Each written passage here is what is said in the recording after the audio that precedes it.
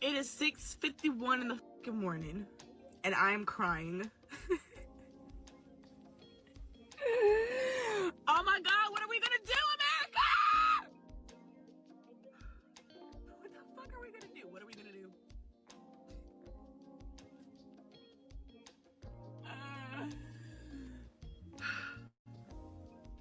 All right, I gotta go make some money.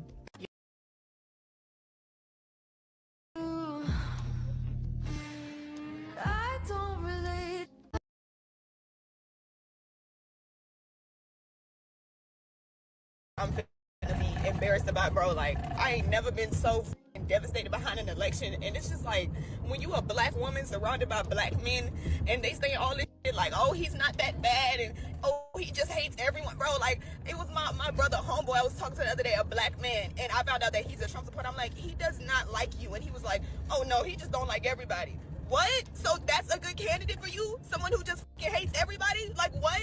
And I'm fucking crying in my room this morning. My brother gonna come up in here and say, what's wrong with you? Like, he can't think of one possible reason why I would be upset right now, bro. These niggas are so fucking, they live on another planet. And it's because none of this affects men. That's why. Men don't give a fuck about nothing that don't directly affect them. If it does not directly affect men, they do not give a fuck.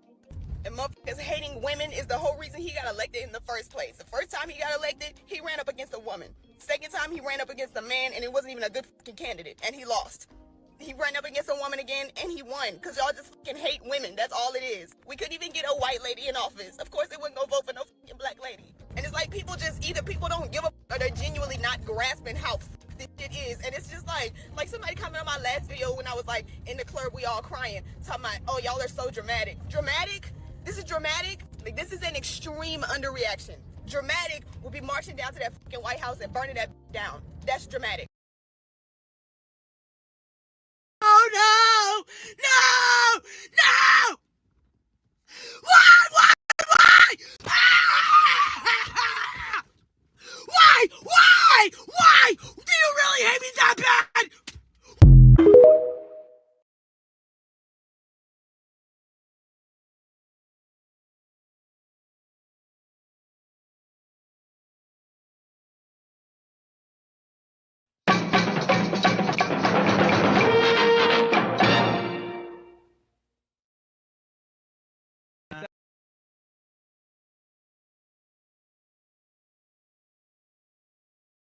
That we ain't night riders. That we ain't night riders.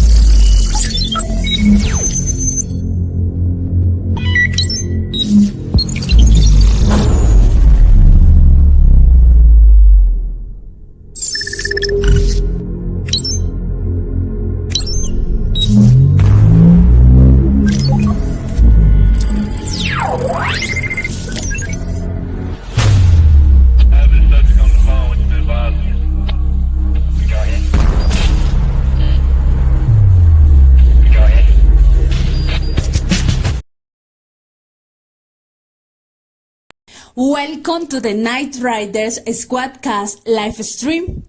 You are now rolling with the Knight Riders. Say oops upside your head. Say oops upside your head. Say oops upside your head. Say oops upside your head. Say oops upside your head. I'm back at you again. Upside your head. Radio station is WGAP. Say oops upside your head. Say oops upside your head. Now on all you gappers and you finger snappers, you toe tappers, and you love lappers, I want y'all to say this with me. Say oops upside your head. Say oops upside your head. Say it loud. Bigger the headache, the bigger the pill. The bigger the doctor, the bigger the bill. Say it loud. Upside your head. Say oops upside your head. Say oops upside your head. Now dig. Upside your head. Just because you don't believe that I wanna dance. He took Jill up the hill. That means I'm gonna say it for you. Jack and Jill went up the hill to have a little fun. Stupid Jill got uphill, and now they got a son. Upside your head, say oops upside your head. Say oops upside your head. Say oops Say it loud, like. And we are in the building. Salute to everybody in the building. Yeah. Got my man, Red Pill Sleeper Cell. Yeah, he's been a sleeper cell for real. Long time no see, bro. You got him in the building. Salute. Got Israel Young Lion. As per usual. Salute to you, bro. If some other people lingering in the background, salute to you as well. I'd like to thank you all for joining me to another exciting episode of the Knight Riders Squadcast. And we are about to get it in. My man Shadow Zulu, the man from the shadows. Yes, Attack of the Commodicals. Oh yeah, we're gonna talk about it. So yeah, salute to everybody. Thank you for joining us once again. And you know, I got a confession to make. You know, I was a little well, not much, but a little bit surprised that you know, they let old Don back in. You know, as those of you may be aware, you know, because some of you have also, you know, double subscribed. You're over on Ram's channel, and you know, I made a guest appearance over there. Shout out to Ram. And yeah, I made my case that I thought that they would let old Cammy slide on in there. But to be fair, I had research that would suggest that Trump was going to get in there. You know, all the numbers obviously looked like he was getting in there. I also have prophecies that were predictive programmed, you know, magazines from the 90s and all that. I think I'm going to put all that on Patreon. I don't know. It's a little deep and esoteric, so I don't know if I'm going to put it over here, but I might put it over there. So I already had all that research, but I went against my better judgment because of all the fuckery, you know, that they like to pull. So it wasn't so much as me thinking that Cammy was a better choice and that the people felt that way. It was more or less me just believing and being so jaded about the whole system that somehow they were going to try to, you know, pull a hat trick like they did before. So that's kind of what that was. But, you know, I can, you know, think of worse things to be wrong about. So that's cool. But yeah, so we're going to see what happens. And, you know, there's a lot that can happen between now and, you know, obviously inauguration. So like I told you guys before, just keep your head on a swivel. Make sure you're paying attention to everything. You're preparing yourself regardless, because, you know, looking at the fundamentals, as we said, we're not emotional.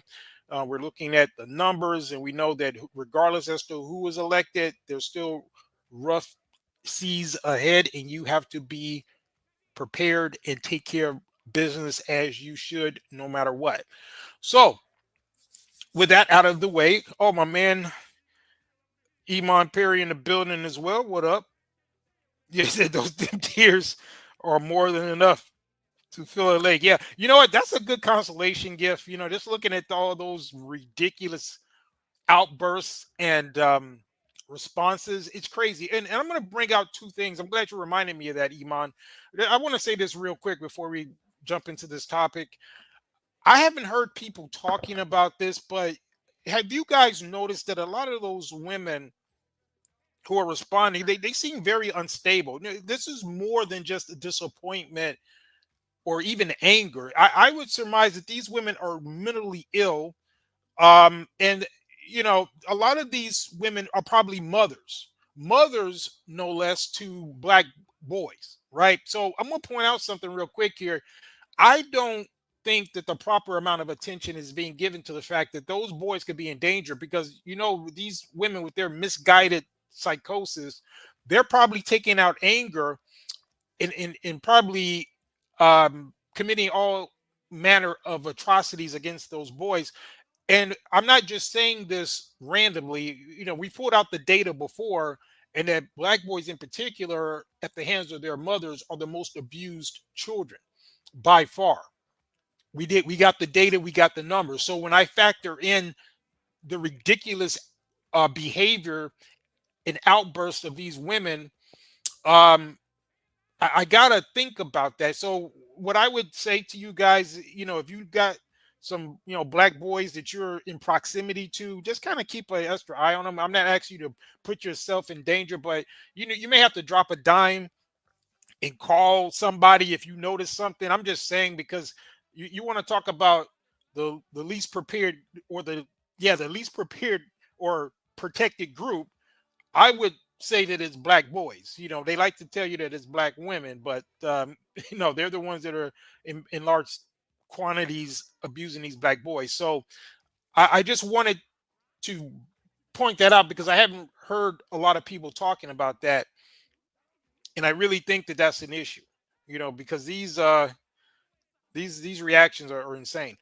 Shadow says, yeah, there's rumors and plans to do. Yeah, I mean, it's crazy, man. Yeah, unstable creatures. And then Israel says, yes, they have mental illness from all those whore pills and being ran through them. Yeah. Exactly. But yeah, I'm just saying, though, I really think that it's unfortunate that a lot of them are outbursting, especially when you factor in that black men, unfortunately, according to their numbers, did vote disproportionately for old Camel there. And it's kind of weird that they would still do so. And that just kind of underscores how lost a lot of those guys are, that, the beta sphere, as it were. They are really much, pretty much done if they were capitulating to the whims of unstable creatures, in the words of Shadow Zulu. uh, you know, that they would be putting themselves in a position of bending over to appease and acquiesce to a group of females like that. It's crazy. But anyway, on this part of the world over here on the Night Riders, we're no such guys as that. We're totally antithetical to that type of foolery. And that's the reason why we get it in the way we do. And Israel says, yes, no matter what you do, they still hate BM. Yeah, exactly. And that's what's so ridiculous about it, is that they're blaming guys for exercising what would ostensibly be their choice, right? So I guess they want those guys to be slaves that don't have even a right to vote. And when I was growing up, I was always taught in whatever civics class or whatever I took that a vote was your own private matter, right? People didn't openly talk about their voting habits or their voting, what they were going to vote for or who. It just seems kind of interesting that now all of a sudden men are being demonized for their vote, when that's supposed to be one of the most personal things to you and given to you in terms of your rights, as something that you have the right to vote for whoever you want without any type of reprieve or persecution. So it just seems kind of interesting how when it comes to these black men, they are doing all of these shenanigans as it pertains to men's rights. So they always like to tout their rights to choose and their rights, their body, their choice. So isn't it the black man's right to vote for who he wants? Apparently not. Yeah, like Israel says, he says 99% of them hate BMs. Yeah, I wouldn't be surprised if that number's accurate, bro. He said B Devils is a perfect name for these people. Yeah.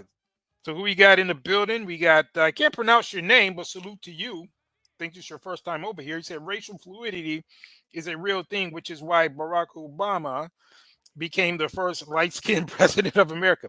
We're going to get into that. So it says stick around. And like I said, salute. I don't know if you're a man or a woman. That seems like a kind of unisex name. So I'm not sure if you want to maybe identify, wipe your feet at the door, and let us know who you are. If you're a man or a woman, that would be cool. But yeah, I mean, we're going to get into it if you stick around. We're going to talk about this whole gender, well, not gender, but, this racial fluidity, which to me is just as ridiculous as gender fluidity, but we're going to talk about it. But, salute to you. Welcome aboard. But yeah, guys, it's really sick that, a lot of these people are behaving the way they are. And like I said, to me, it speaks volumes about the level of mental illness that is permeated throughout that society. And like I said, you guys just got to watch your back. And another thing I wanted to point out too is that, and I don't hear a lot of people talking about this, guys, but you're gonna hear this over here on the Night Riders, because I always want to look after you guys. Make sure that wherever you're going in terms of service, because there's a lot of B dubs, or as Israel so affectionately calls them, the B devils. Make sure, guys, that if you're going somewhere to receive service, whether it's a restaurant, wherever, that if you got a B dub as a waitress or anybody serving you food or whatever, watch your back, man. And if you can, make sure that you can keep an eye on them, or if you can go somewhere where they're not necessarily a service. And I'm saying this with good reason, because you're looking at the level of, like Israel says, hatred that they're displaying, instability. I would not be surprised if they have some type of desire or methodology that they're going to have to try to start, putting little something extra in your food and your drinks, and just being, demonic. You know what I mean? So I haven't heard anybody talking about that, but I would recommend you guys take my advice and be extra vigilant when it comes to when you're going to restaurants, when you're going to anything that you have to engage with them, especially as it pertains to a service that you need, specifically things that you're going to eat and things like that. Just watch your back, fellas. That's all I'm saying, because thank the Most High, I'm not in that situation. I'm not around them like that. I'm not in that particular countries. But if I were there, I'm not telling you to do anything that I wouldn't do in light of the situation. I would steer clear. I don't really go to fast food joints anyway, so that's not an issue. But if you guys like to frequent those type of places, you should be doing it, as little as possible. But if you go, they're typically oversaturated when it comes to working in places like that, the Waffle Houses and all those different little fine eating establishments. They tend to be working there, so you just want to watch your back. So I just want to give you guys that. And then yeah, Israel says, I steer clear from B dubs. I don't want to have to do anything with them anymore. Okay, well, yeah, and I guess in this environment, that's not a bad policy, to be honest. Specifically, the U.S. B dubs is what I'm referring to. But anyway, he says, I'm too damn traumatized, man. You know what, Israel? I'm going to have a broadcast about something you said before, because I know you were, for a while, very much bigging up East Africa, or specifically the Horn of Africa and Ethiopian women. And then you made a comment, I think a week or so ago, where it's as if you were not rocking with them anymore. I want you to elaborate more on that if something happened, bro, because I'm thinking about doing a broadcast on that particular part of the world. So I'm going to probably bring you up and let you talk about that. So just so you'll know.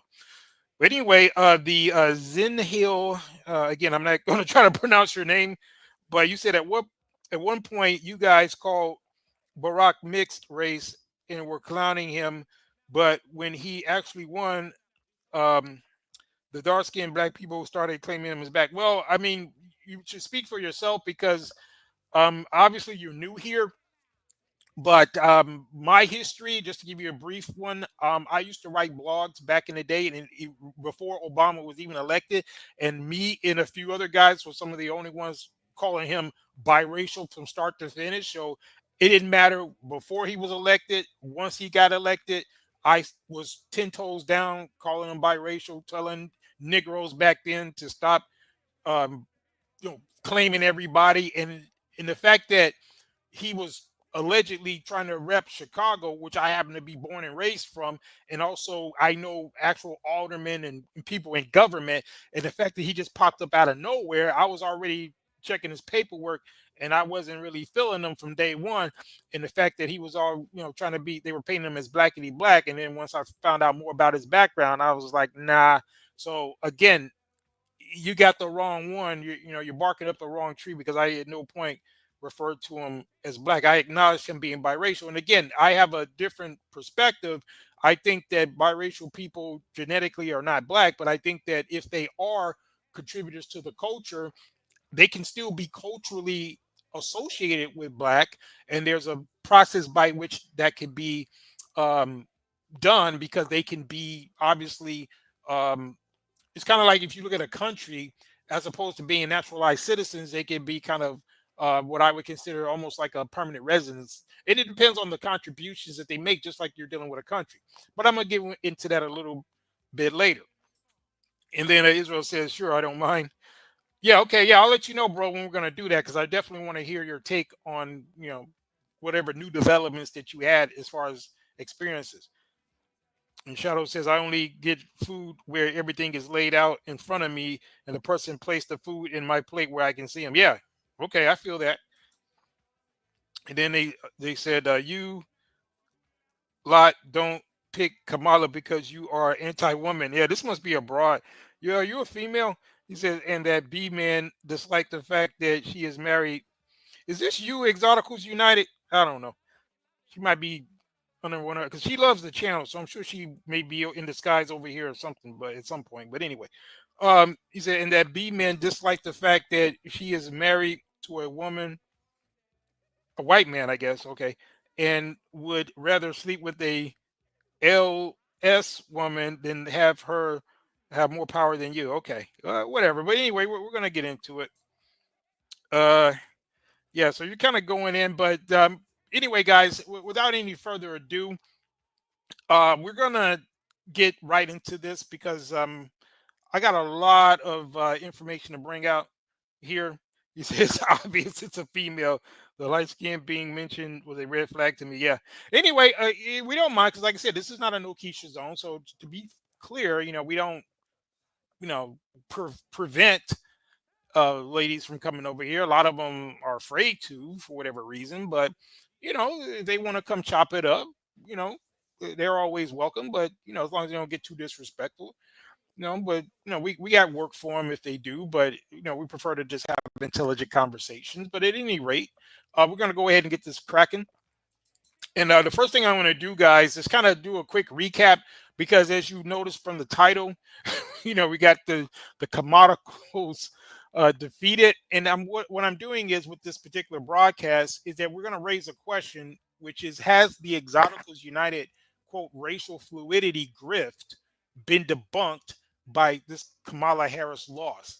And the reason why I'm putting this out here is because if you really look at the ethos or the belief system that Exoticals United is putting out there, and to be sure, I'm not just picking on her, there's been this ongoing thing from many people over the years to do this grift, where we talk about Rachel Dolezal, Kamala Harris, and so many others. There's this kind of racial thing that people like to do when it comes to black people, where they like to kind of jump in and out of blackness, and and all these different little weird strategies that they like to deploy to kind of exploit the weaknesses within the so-called black community. And it begs the question, is that with this defeat that Kamala has suffered, this staggering defeat, does that bring into question the authenticity or the effectiveness of this quote racial fluidity grift? And we're going to deep dive into this, and we're going to bring out whether or not this is something that's viable, right? And I'm thinking that as black people become more and more politically astute, become more self-aware, more conscious about who they are and what has happened to them, it's going to be increasingly difficult for the likes of Kamala Harris or whoever who are not even actually black to come around black people, and grift their way into success. And, with this staggering defeat, I think this is just the beginning of the end, in that the likes of her and people with that philosophy, such as Exoticals United, are going to go the way of the dinosaur in the not too distant future. But we're going to break it down. Salute to my man D in the building. Good to see you. And yeah, so you guys can chop it up. You got Zinhel going in the chat. Yeah, that's cool. We like to see you active in the chat. That's cool. Night Riders in the building, and they'll chop it up with you as I conduct the show. So yeah, we're going to get it in, but let's do a quick recap. And one of the people that was on this case, to be fair and surprisingly, was one Candace Owens. And we don't necessarily endorse her, but we got to give credit where it's due. And she was putting out some pretty good work. We have covered in a few broadcasts the work that she put in to reveal the fact that Kamala was not a black woman. We always had our suspicions, but I think she pretty much brought out some concrete facts. And we're going to play a couple quick videos to just recap some of the things that she brought out, such as this one. Who grew up and knew Grandma Barrel, Miss Barrel personally. Take a listen. I see Vice President Harris on the box, and I sit up straight and I think, my God, she looks so much like Miss Beryl. Yeah. Miss Beryl, because Kamala is very fair-skinned. Right. Was Beryl fair-skinned? Yes, she was. She was. She's very fair-skinned. For me, I would say there was something Irish there. Okay. Nah, that's not Miss Beryl. That's not Miss Beryl. That's definitely not Miss Beryl. There's another person, but could that be Miss Beryl? No, that's not That's Miss not Beryl. Miss Beryl That's either. not Miss Beryl either. This woman put on blackface because she wants to win the election. I don't believe you people. Huh? What do you mean, you people? What do you mean, you people? Huh?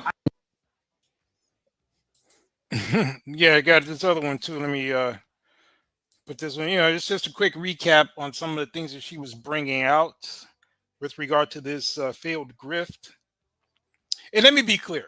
I'm not even going to call it a failed grift. It worked to a point. And I got to acknowledge that, because I'm not saying that there's nothing to it, because obviously there is a measure of success that these people were able to garner. And I think it's just going to get lower and lower as the time goes on, because even Rachel Dolezal, who's clearly not black at all, Kamala may even be blacker than she is, but she was able to grift her way to leading up or heading up the NAACP or some other black organizations as well.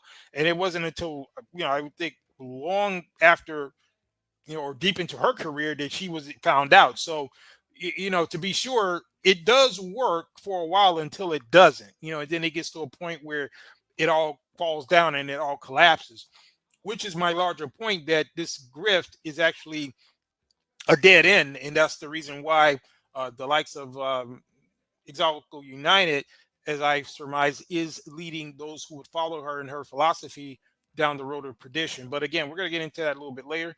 Let me play this other clip with Candace Owens right here. New accent. Have empathy, man? For the suffering of other people. Have sense of purpose? Okay. Have empathy, man? I just, what is happening here? I love you back. I love you back. Let's hear the black accent. You may not be a union member. You better thank a union member for the 5-day work week. You better thank a union member for sick leave. You better thank a union member for paid leave. You better thank a union member for vacation time. You better thank. I don't know how to say better anymore. You better thank. Okay, you better thank a union worker. When you see a union worker, you better thank. Spanish, Haitian, Indian, Jamaican, black, white, Cuban, or Asian. Yeah, so that's just a quick recap. We went over that in one of our other classics, but I just wanted to kind of, bring you guys back up to kind of where this all came from. And what I'm going to do now is get into a couple of these videos we're going to dissect, because before we get into the main course, which is another one of the videos of Exoticals United and Israel, I'm just forewarning you, put your earplugs in. I know you don't like her voice, but, for the purposes of what we do over here, it's valuable information that we got to sort through. So just bear with it once again, bro. But yeah, we're going to get into it. But, even before we get into her, there was this other person in the sphere, I guess the exotical sphere, as it were, by the name of, I think it's because I heard Exoticals United mention her, regular schmegular girl, black girl, or something, regular, degular black girl, and she made a video, and EU responded to that. But I'm going to play her video first because she's talking about this thing about escaping Blackistan, right? Which I find very interesting because what these women always fail to overlook is that Blackistan is a creature of them, and the very ones who are complaining the most about the, whether it be the Pookies and the Ray Rays and the, Blackistan as a whole, are the very ones who produce it. And from what I understand, this particular individual, this video that I'm going to play right now, I think she's I don't know if she's mixed race or she's supposed to be a lighter skin woman, but she has kind of an alignment with the whole Exoticals movement. I haven't listened to a lot of her videos, but for the purposes of this particular topic, she made a video talking about how Exoticals or mixed race women have to abandon, quote, Blackistan, or they're going to become dusty.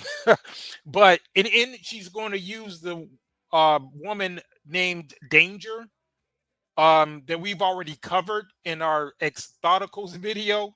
That's a classic. We went and broke that down already. So, for reference, you can go check that one out, called, when we talked about the Exoticals. But in this video, she's going to be making the case that this particular female that was on this show with Ray J, that somehow she is a kind of a victim, right? So it's not that she made a bunch of bad decisions, became a slur, and all this stuff. It's just the black folks' fault that she became a bust down and was smashing Ray J's homies and all this kind of stuff. And all of a sudden, she gets to cry foul and act as though she's a victim, and that if she had went to the white community, then she would have been better off. But anyway, we're going to get into some of the stuff this woman says. We're going to break down some of it before we get into what EU has to say. So let's get it.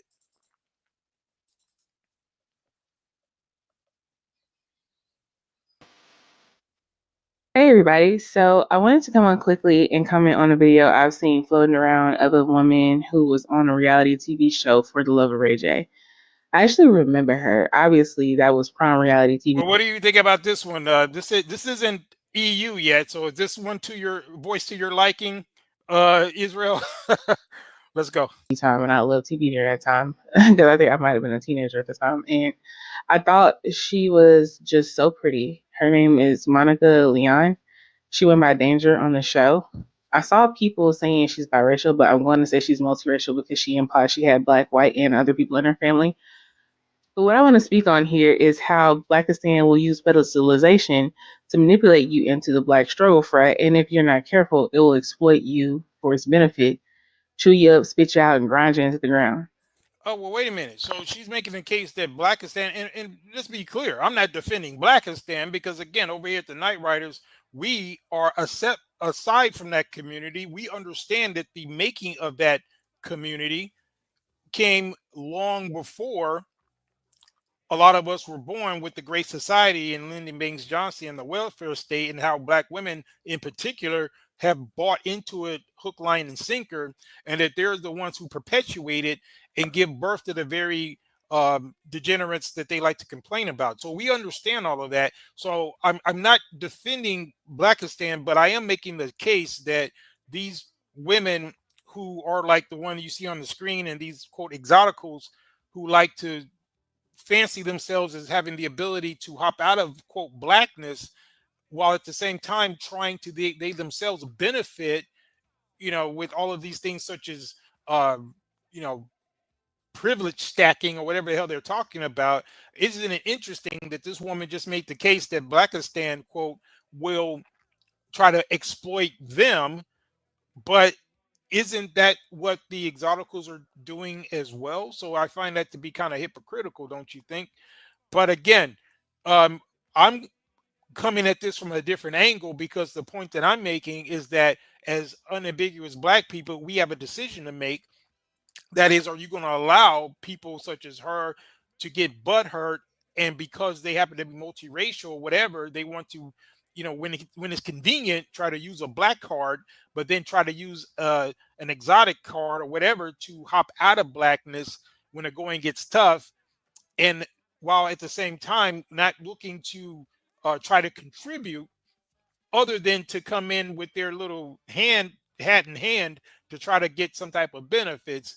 That to me is why we have to implement something just like what our country does when it comes to its borders and immigration. You let people who are from a different background, they can immigrate, but there's a process by which they can become acclimated to the society. And that to me is the reason why the black community, or one of the reasons, is in such dire straits, is because there has been this open door, one drop rule policy that's allowed these type of degenerates, such as this tatted up female on the screen, to come in with all of her whole behavior and degeneracy, and then participate in the degeneracy, and then try to claim to be a victim. And you got women like this particular woman, the regular schmegular girl, who's making the case that somehow this woman is also a victim. So to me, that's part and parcel of the problem, and why solutions need to be done. But anyway, let's get it.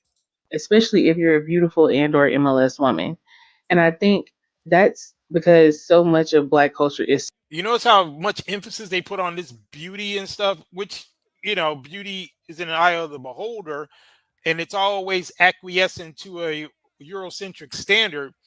And I find that very interesting that these same people who always like to champion themselves as being Black, they want to bring in all of these different standards when, like I tried to tell Black women years ago, unambiguous Black women, they need to create their own standard and stop allowing themselves to be exploited and put and regulated to the bottom, kind of like a racial apartheid system where your natural features are regulated to the bottom, and anybody with any other feature from a different racial group gets to come in and put themselves on top of you, and they get to be the beautiful people and you get to be the ugly chick at the bottom. But they were too boneheaded and rebellious to listen to those of us who are trying to tell them that, and they would prefer to spend billions of dollars enriching other communities as opposed to creating their own industries surrounded by, centered around their own beauty. But let's get it. Centered around pimp culture. And I kind of touched on my thoughts about how the Black community functions in that way in my history of a light skin preference video, but I didn't go into very much detail about how men exploit women, more about how women exploit women. It's actually quite disgusting. And when I'm reading in between the lines of what she's saying, I'm clear that she's upset she chose blackistan men. But I also think she probably experienced some betrayal from Black women, and you can tell she's hurt by that. And because she probably wasn't aware how male identified most Black women are, and she seems to be hurt by that fact. But let's watch the video. And that's an interesting term too. I'm not sure if you guys are familiar with that term, if you've heard it before, this whole quote male identified thing, right? Now, to them, male identified is a woman who considers a man's needs and what he wants, which is what a woman should do, to be honest. But I just find it very interesting how they like to demonize what is supposed to be the natural characteristics of a virtuous woman. A woman who is acquiescent and really in tune with what a man needs and wants, which is supposed to be their nature, right? Aren't they supposed to be the nurturers? So isn't it interesting that everything that is given to them by the Creator in nature, they are now all of a sudden rejecting and demonizing? It's just very fascinating. But let's get it. Yeah. Now at 37 years old, and like just seeing the questions people are asking me in the comments and stuff, and I like to be honest. I really like to be honest, because I feel like if people are honest, it's just good for everyone. So I really am just gonna be honest. Select arm system type. Arm stay. If I had chosen a different path, in life, a different path, and I just completely stayed away from all Black people, my life would have been way better. Like way better. If I had just married a nice white boy from my neighborhood growing up, or from my church, and lived in the suburbs and finished college, I'd probably be a doctor or a lawyer, and I probably would have had a totally normal, wonderful life without any drama at all, without any abuse at all. Like I could have just found a nice person. And remember, guys, we broke this down in the other video, the exoticals video. That is, we pointed out the fact that it's this grass is greener on the other side. But I showed an example of a woman that kind of looked like her, who was biracial like or multiracial like she was, and she actually lived in a white community. And we showed the fact that that woman was walking home. She was actually just an 18-year-old, and she was going to college or what have you. And a group of white men, according to her own account, about 4 white men in a car rolled up on her in her little all-white neighborhood, and they saw that she had a little negroid in her somewhere, and they literally threw some I think it was gasoline on her and set her on fire, or some acid in her face, and she wound up with a freaking tattoo of her that she did not choose to have. You guys remember that video, right? Go back and watch the Exoticals video. I showed that clip, that news clip of that broad who was just like, looked like her. And it was a funny paradox because this broad sitting up here acting as though she would have had it so good had she chosen the white side, which again, she doesn't even have that type of option, which brings me, to the larger point, which is the foolery that this Exoticals United keeps saying about, this racial fluidity, as if they have this option in other communities. They don't, because as I mentioned, this other chick that we showed on the Exoticals video, she pretty much was in an all-white community, but they saw her as an other, to the point where they gave her a tattoo that she didn't ask for. At least this dumb broad right here on the screen got the opportunity to mark up her face by her own volition. So she did that on her own. Didn't no group of Negroes run up on her and throw some acid in her, or gasoline in her face and set her on fire. That didn't happen. But yet and still, she can get on here after a career of whoredom and try to make it seem as though, she could have lived a better life in another community. Yeah, I mean, if you were not the slur that you decided to be, you could have even went further in the black community. No one told you to get on your hands and knees and on your back and try to, get on Ray J's show and, smash his homies and all that. No one told you to do that. You did it, and that's why you ended up being a bum. But anyway, I just find it very fascinating. But let's get it. And married them, and they wouldn't have been black, and my life would have been awesome. I wouldn't have been in the hospitals. I wouldn't have been in the jails or the prisons. I wouldn't have gotten attacked. And 100% of the people who attacked me were black. 100% of them were black. 100% of the people that I've had to fight were black. 100% of the people that watch that show that are already, with just being on social media again, are saying fucked up shit. And what's interesting about this whole thing, right, is had I not been so empathetic to the black situation, and had I not really just known about the history and read so many books in college, I read Elaine Brown's book, she's a Black Panther. I read a lot of the Black Panthers books in college, and I was super upset about what was happening. And I did not have a black family. I had maybe a handful of people who were black in my family. Everybody else was not black. They treated me bad, but not as bad as the black family members treated me. No. My black family members treated me the worst, not the other races. And black people in my schools and in the community treated me the worst, and still do. So I'm saying all this to say, I never wanted to be your role model. I'm saying all this to say, I never. And we also played that clip of the guy. It was a black guy who kind of did a little funny response to that. He was like, role model, what? He's like, what the hell are you talking about? But see, maybe with that attitude is the reason why she got the type of vitriol that she received. See, they never see what they're putting out, right? And to be sure, I'm not one of these guys who is saying that under no circumstances there not be some rules of engagement when it comes to someone who's part black as it pertains to the black community. As opposed to, my brother D out there, he seems to be like an isolationist. He don't want any type of non-blacks in the circumference. And I get that, I respect his right to feel that way. But what I'm saying is we need to look at it kind of like as if we're a country and have a process by which people who want to contribute, whether it be through intellectual capital, physical capital, whatever, you need to be coming with gifts in hand, just like you're a guest. Just like if you as a person want to immigrate to another country, you have to provide some type of skills. You can't be bringing your degeneracy, right? But what these people like to do, the likes of her, is they're not really even black, but then they want to come in and grift themselves into the black community while at the same time trying to demonize the black community. And when they get pushed back, then, which in many cases is a natural response to the attitudes and so forth that they bring forth, then all of a sudden they want to play the victim. So it's very interesting how that works. But let's go. I never wanted to be your role model. I never wanted to be your icon. I hate you. I do. I hate you. And why would I not? Why would I not? Yeah, that's what I'm saying, DC. She acted like somebody forced her. And, to the extent that there was an entry point, that's where I blame black people for not establishing clear borders with regard to who they are from an identity standpoint. And let's be clear, when I make these type of distinctions, I'm not doing it as a value judgment. I'm not saying that just because someone is mixed race or biracial that makes them a bad person per se.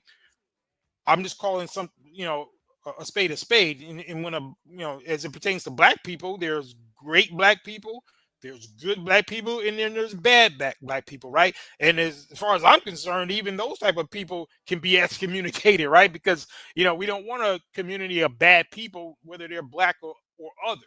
But what I'm saying is you have to have clearly defined borders and a standard just to define who you are as a people. That's what I'm talking about. So I'm not trying to offend people when I make the distinction between a black person and a biracial person. And because of the reasons that you see on the screen, people like her, as well as Cammie, as well as Rachel Dolezal, and so many others who like to put themselves in these spaces while at the same time being parasitic. They're not necessarily helping the overall community. Historically, there may have been a lot of multiracial or biracial people who were more or less contributors. I like to point out Dr. Claude Anderson, which I believe is multiracial at the very least, and I consider him to be an ally. I consider him to be someone, although he considers himself black, but according to our standard, which once again is the 80% rule, 80% African DNA, of 2 black parents, 4 black grandparents. That's the standard. And that replaces the 1 drop rule, right? I think someone like Dr. Claude Anderson is someone who can be an ally. And just like if you had a country, you have your natural citizens, you have someone who's like a permanent resident. And I think based on the merit of the person, then they can get some type of adjacency to the black community, just as a function of giving credit where it's due. So that's just how I look at it. And I think at some point, blacks are going to have to implement these standards. Otherwise, they're going to keep running into bullshit like this on the screen. But let's get it. I hate you. Look what you've done to me. Look how you've ruined my fucking life. So she's taking no accountability. She said she hates black people and they ruined her freaking life. Not her being a whore, putting a damn tattoo on her face or getting busted down at random. None of that is her fault. It's all because the evil black man or black people in general held her down and forced her to take all those gallons of jizz. Okay, let's go. I hate how ignorant you are. I hate how you post my naked pictures and tell me about dangerous smash zombies. I fucking hate you.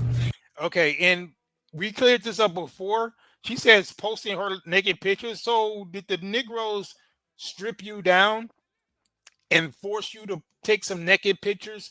And when it comes to that Smash the Homie song, number 1, who told you to smash the homie? Number 2, it was a white man that actually was the one who started that song. It was by a guy by the name of Tom Green. We got the video and we showed it. When they first started singing that song, it was Tom Green, that white man, the comedian, who started singing that song, Smash the Homie. And when you go back and look at that show, I was going to post it. But if you look at the end of that show, Ray J was even trying to give her a pass, but she was acting so crazy because at one point he wanted to meet their family, and because she was down to the last, it was her and 2 other girls, and she was acting she was wigging out so bad, like she was about to throw up, and because I guess she come from such a trash background that she didn't want Ray J to see it, and she was just wigging out, acting real crazy. And so it's funny that even Ray J was trying to give her a pass even after she smashed the homie, but her behavior is what really got her kicked off the show, and that's what made her life slide downhill, I guess. But it's amazing how she's just like, how she's just not taking any type of accountability for her own decisions. But let's get it. And if you do that shit to my face, I'll probably fucking face if I see you. So I would really suggest if you see me in public, be as respectful as possible, because I do not give a fuck. I will fucking knock you out, and then I'll do a video of you and put it on my page. And I have money, so I'll just fucking hire a lawyer, and then I'll get you locked up. And then she's lying because we got other videos showing that she's basically homeless. So now she got all this money. She's, talking all big and bad, like somebody run up on her, like she got some work for him. And it's really weird. But yeah, but she's had subsequent videos of her out here crashing out, complaining and crying about how she can't provide for her own son. It's just, that's the type of foolery that they like to bring around. So who needs this type of degenerate in their community, right? If the white folks don't want her, why the hell should black folks want her? Well, let's get it. Because if I'm out with my son and you start up some shit, I'm gonna take you out. Like, I will just take you out. Like, I don't give. Black people got enough degeneracy to deal with. That's the other reason why black people should be the most restrictive when it comes to their borders, because all these other groups who don't have this open door policy, don't have the same social ills as black people. So that's all the more reason that black people are going to have to implement these type of restrictive policies that I've been talking about. And again, I'm not saying they're going to do it overnight. I'm not even saying they're going to do it voluntarily. It's going to happen inadvertently, as the years go on, because things are going to get very bad and they're going to have to implement these type of things. And, it's going to be thought leaders like myself who are going to have to once and for all implement these type of restrictions, because Negroes keep hitting their head against a brick wall and it ain't going to work. So something has to give, but let's go. Fuck at all. I'm not playing no games with black people anymore. You guys are dumb. You're fucking ignorant. The ones that aren't dumb, who are dope, be dope. But I'm not gonna hold back with you guys. I'm not gonna hold back with you guys. I could have had a much better life, but I chose to sacrifice my life for you. So we're supposed to be thankful, right? Because she gave up all her exotical privilege just to be around us lowly Negroes, right? Okay. So, but again, no accountability. It wasn't anything that she did wrong. It's just completely them bad old Negroes who want to, who forced her into all the bad decisions she made. Got it. Backslid, and it's your fault. It's your fault. You can't blame. It's your fault, right? So who gets to say that, right? How many grown people get to export their responsibility in life to everybody else? Where they do that at? I mean, who actually gets to do that? An entitled degenerate like this. And again, this only works if the community allows it. If black people as a whole will allow this type of dirtbag to come around them, who by our definition is not even black, to come dumping all her degeneracy and dysfunction and psychosis onto your community, that's the reason why your community is so jacked up, among other reasons, but that's one. And you could do a lot by putting up a wall and keeping that type of degeneracy out. But let's get it. In slavery, that shit was a long fucking time ago, sweet pea. You cannot blame the police. You're animals. Man, she sounds like a Klansman right there. But let's go. Maybe that's the white side. I don't know. Take care of your health better. Take care of each other better. Nobody gives a fuck about you, and that's why. I honestly feel bad for her. I can tell the hate she feels is not from a place of bigotry per se, but more from a place of being betrayed and deceived too much. Okay, so you see, like this woman, this regular schmegular chick, she's sitting up here trying to justify what she's saying. Well, maybe because she herself is not quite identifying with black people, and maybe because she herself is maybe an exotical. I don't know, but it seems kind of weird that she's covering for it in that way with all of the stuff that's spewing out of her mouth. And my question would be, if that was someone from any other community, whether they be Asian, white, whatever, saying the same thing, would she take that position? Because from the standpoint of those of us who are unambiguously black, we pretty much look at that as more or less, those of us who are conscious about who we are, we see that as just as bad as if some other ethnicity said it, or it's a Latino or whatever.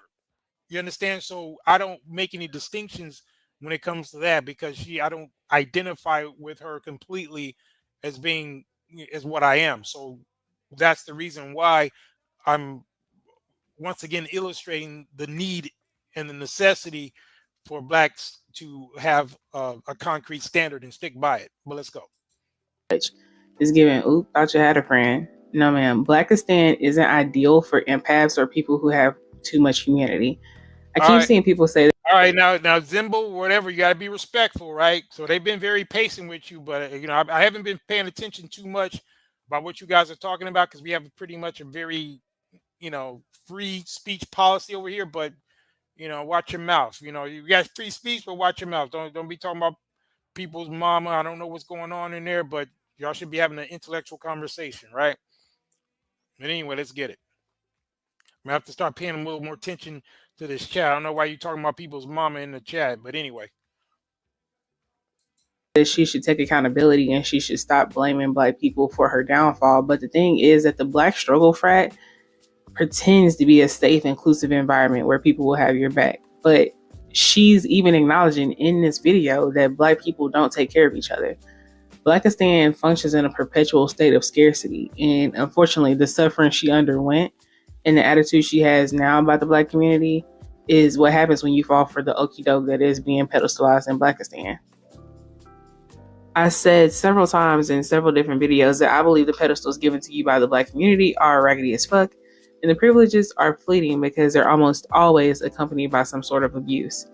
Well, here's the thing. Why would you even be a part of a race and expecting some freaking type of privilege? I mean, the entitlement, right? I mean, listen, if you are among a group of people and you are an other and you have some type of characteristic that makes you different from those people to the extent to where you're not one of them, then the last thing you should be expecting is some type of privilege. You might be expecting some type of, I don't know, a novelty type of deal where someone would say, oh, well, you look kind of different. Meet some guys who may want to experiment with you because you're different, or, you might get a couple extra looks and things like that. But to be expecting some type of privilege as it pertains to your physical characteristics is nonsense. And the extent to which blacks have allowed this to happen is the reason why you get these type of entitled kooks talking the way they do, and the reason why, once again, you have to create a standard by which you can prevent this type of foolery from happening. No one should have a right to go to any other community and think they're going to be put on a pedestal. It's just like if you go, and those of us who traveled abroad or even live abroad, we don't expect to go to a country and necessarily get the red carpet treatment. Now, to be honest, I've been to some countries, including the one that I live in now, and I'm always kind of surprised at how well I am treated, right? But I don't take it for granted, and I certainly don't look at it as like I'm entitled, right? I always feel, a sense of gratitude when I'm, when doors are opening for me and I'm getting a lot of respect and assistance from the citizenry, like if I'm trying to do business or, whatever I'm doing. I always appreciate it. But the nerve of this, these women who, just because they're quote mixed or what have you, and they think that they're going to get some type of privilege, and to the extent that they don't, they get to decide that they're just going to quote escape the Blackistan, as it were. It's really weird. But again, we're gonna break it down a little bit later in terms of how to prevent this foolery. But let's go. That's because Blackistanis believe you should be punished or at least hazed for being upheld or admired to some degree, especially if they feel it places you above them in their internalized hierarchy and it gives you the potential to actually tangibly benefit. Yeah, why should? Yeah, just like any other group. You heard what she just said? Yeah, you're damn right. If I'm an unambiguous black person and I'm in what's called the quote black race, i.e. it's black because we're supposed to be black people, just like if I'm in a country of my ancestors and then you are a foreigner essentially and you think you're going to come where I am and you're going to benefit. I mean, they got a name for that. That's called colonialism. That's called apartheid. Well, no, we ain't doing that. What we're going to do, we're going to have a process by which you can get merit based on your benefit to the larger group. And this is something black people have not done. I'm speaking in terms of, future here, but that's what needs to happen. And the fact that I know from your standpoint, it may be beneficial for you to come from a whole different background and come and grift onto the black community because of the brainwashing and the self-hate that a lot of black people have had over the years. It's been programmed into them generation after generation, which has opened the floodgates for degenerates like these to come in and assume these type of roles. But as time goes on, it's becoming increasingly impossible for them to do it. And that's what she kind of said earlier, which is a lot of these so-called benefits that they've kind of gotten used to are kind of being snatched from them, which I say more to come, and thank the Most High, because y'all ain't seen nothing yet. But let's get it. From said privileges. So the reason I feel bad for her is because, like many other exoticals who succumb to the manipulation of the black struggle culture. Well, wait a minute. So she keeps talking about the culture is being manipulative when they're the ones that's grifting into a culture to which they don't fully belong, and they are coming with some inherent expectation of some unearned benefit. So who's manipulating who? And you ought to be freaking glad that you're getting any type of benefit or any type of acceptance when in actuality no other group is going to do that for you. So isn't it very interesting, the entitlement and the sense of contempt that it develops, because these people are so used to this type of treatment that when they don't get it, they think they're being harmed. You're getting a privilege, an unearned benefit that you don't deserve, just because of a fluke in a phenotype, because of a people who have been brainwashed into thinking that somehow you're better than them. But then instead of you understanding that, you feel like you're entitled to it. It's amazing. But let's get a little bit more of this foolery. She was touted as the preference and was probably told whatever she was doing was taking one for the team, a team that never actually intended to include or protect her. The catch about being preferred in the black community is that it doesn't actually equal genuine adoration for women in Blackistan. It just praises you temporarily to get your guard down and make you more susceptible to the manipulation. And I'm not saying that doesn't happen to men, but obviously I'm speaking from a female perspective. Another thing I mentioned in the video about... So where, in what other society, in fact, black people and black men specifically are more egalitarian, more accepting of their women than any other group? I say more so than they should be, to be honest, because then you get this type of foolery right here when you're slack as they are. No other group is elevating and putting their women on pedestals and all this other bullshit they be talking about. Go to the Latino community talking that bullshit. Go even to the white community. Go to Asian communities, Middle Eastern communities. You don't see that anywhere. Indian communities, ain't none of that going on over there. For all this BS they talking, no. Those are very clearly patriarchal societies, and they are dominant because of that, where you have this de facto matriarchy in the black community, and it just so happens that the black community is ass backwards because of it. And when we were patriarchal, that's when we ran the planet. That's when we had all these great civilizations that some of these dingbat broads like to brag about. Those were actual patriarchies, because they don't know the difference between and I said this when I was on Satan the Sinner's show, shout out to him, but they don't know the difference between matrilineal and matriarchal. They'll act like Egypt and Kush or Kemet and Nubia, these great black civilizations, were matriarchal when they never were. They were patriarchal, and they had a matrilineal way of inheriting power. And what that means is the instead of it going through the son or through the father's line, it went through the mother's line, because the pharaoh or the king, he could have so many women, he could impregnate so many of his women servants or concubines or whatever, that it would have been more difficult to find out who was of the king's lineage, as opposed to if you go from the queen's lineage, then you know who's coming out of her womb, right? So a lot of those Nile Valley civilizations, they would create this matrilineal standard, but make no mistake about it, these were patriarchal societies. And again, that's when we dominated the...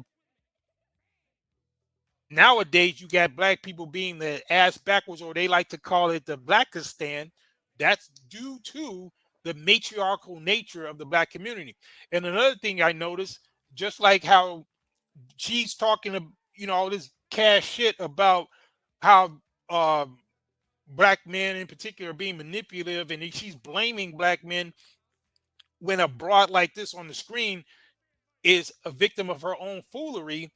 They're doing the same thing, just like what they did with this Kamala situation and this voting, when the stats came out that Black men still voted to the tune of 80% for Kamala, but look at all that demonization that Black men are still receiving.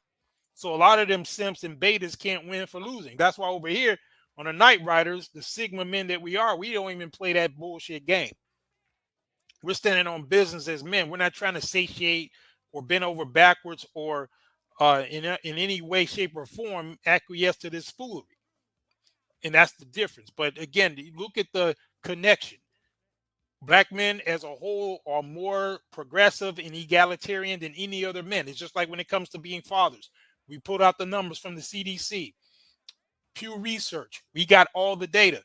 Black men are more involved in their children than any other men. But what? They still get demonized as being deadbeats. They vote more in tune and in tandem with their women than any other group. They still get demonized, just like you saw in real time with this Cammy situation. And you got this regular smegular chick talking that same type of bullshit, talking about how the Black community, and with that, she's specifically talking about Black men are manipulating the women like this degenerate on the screen, when in reality, it was her bad decisions and poor choices that put her in the position. But let's go. The history of the light skin preferences, that women in our community are conditioned to center our lives around being the ideal male-centered puppet who's ready to mindlessly do whatever and accept whatever treatment in honor of being accepted by a Black man. And the thing about that is that preferences are, told that they'll have an easier time with that for whatever reason, when statistically it's not working for anybody.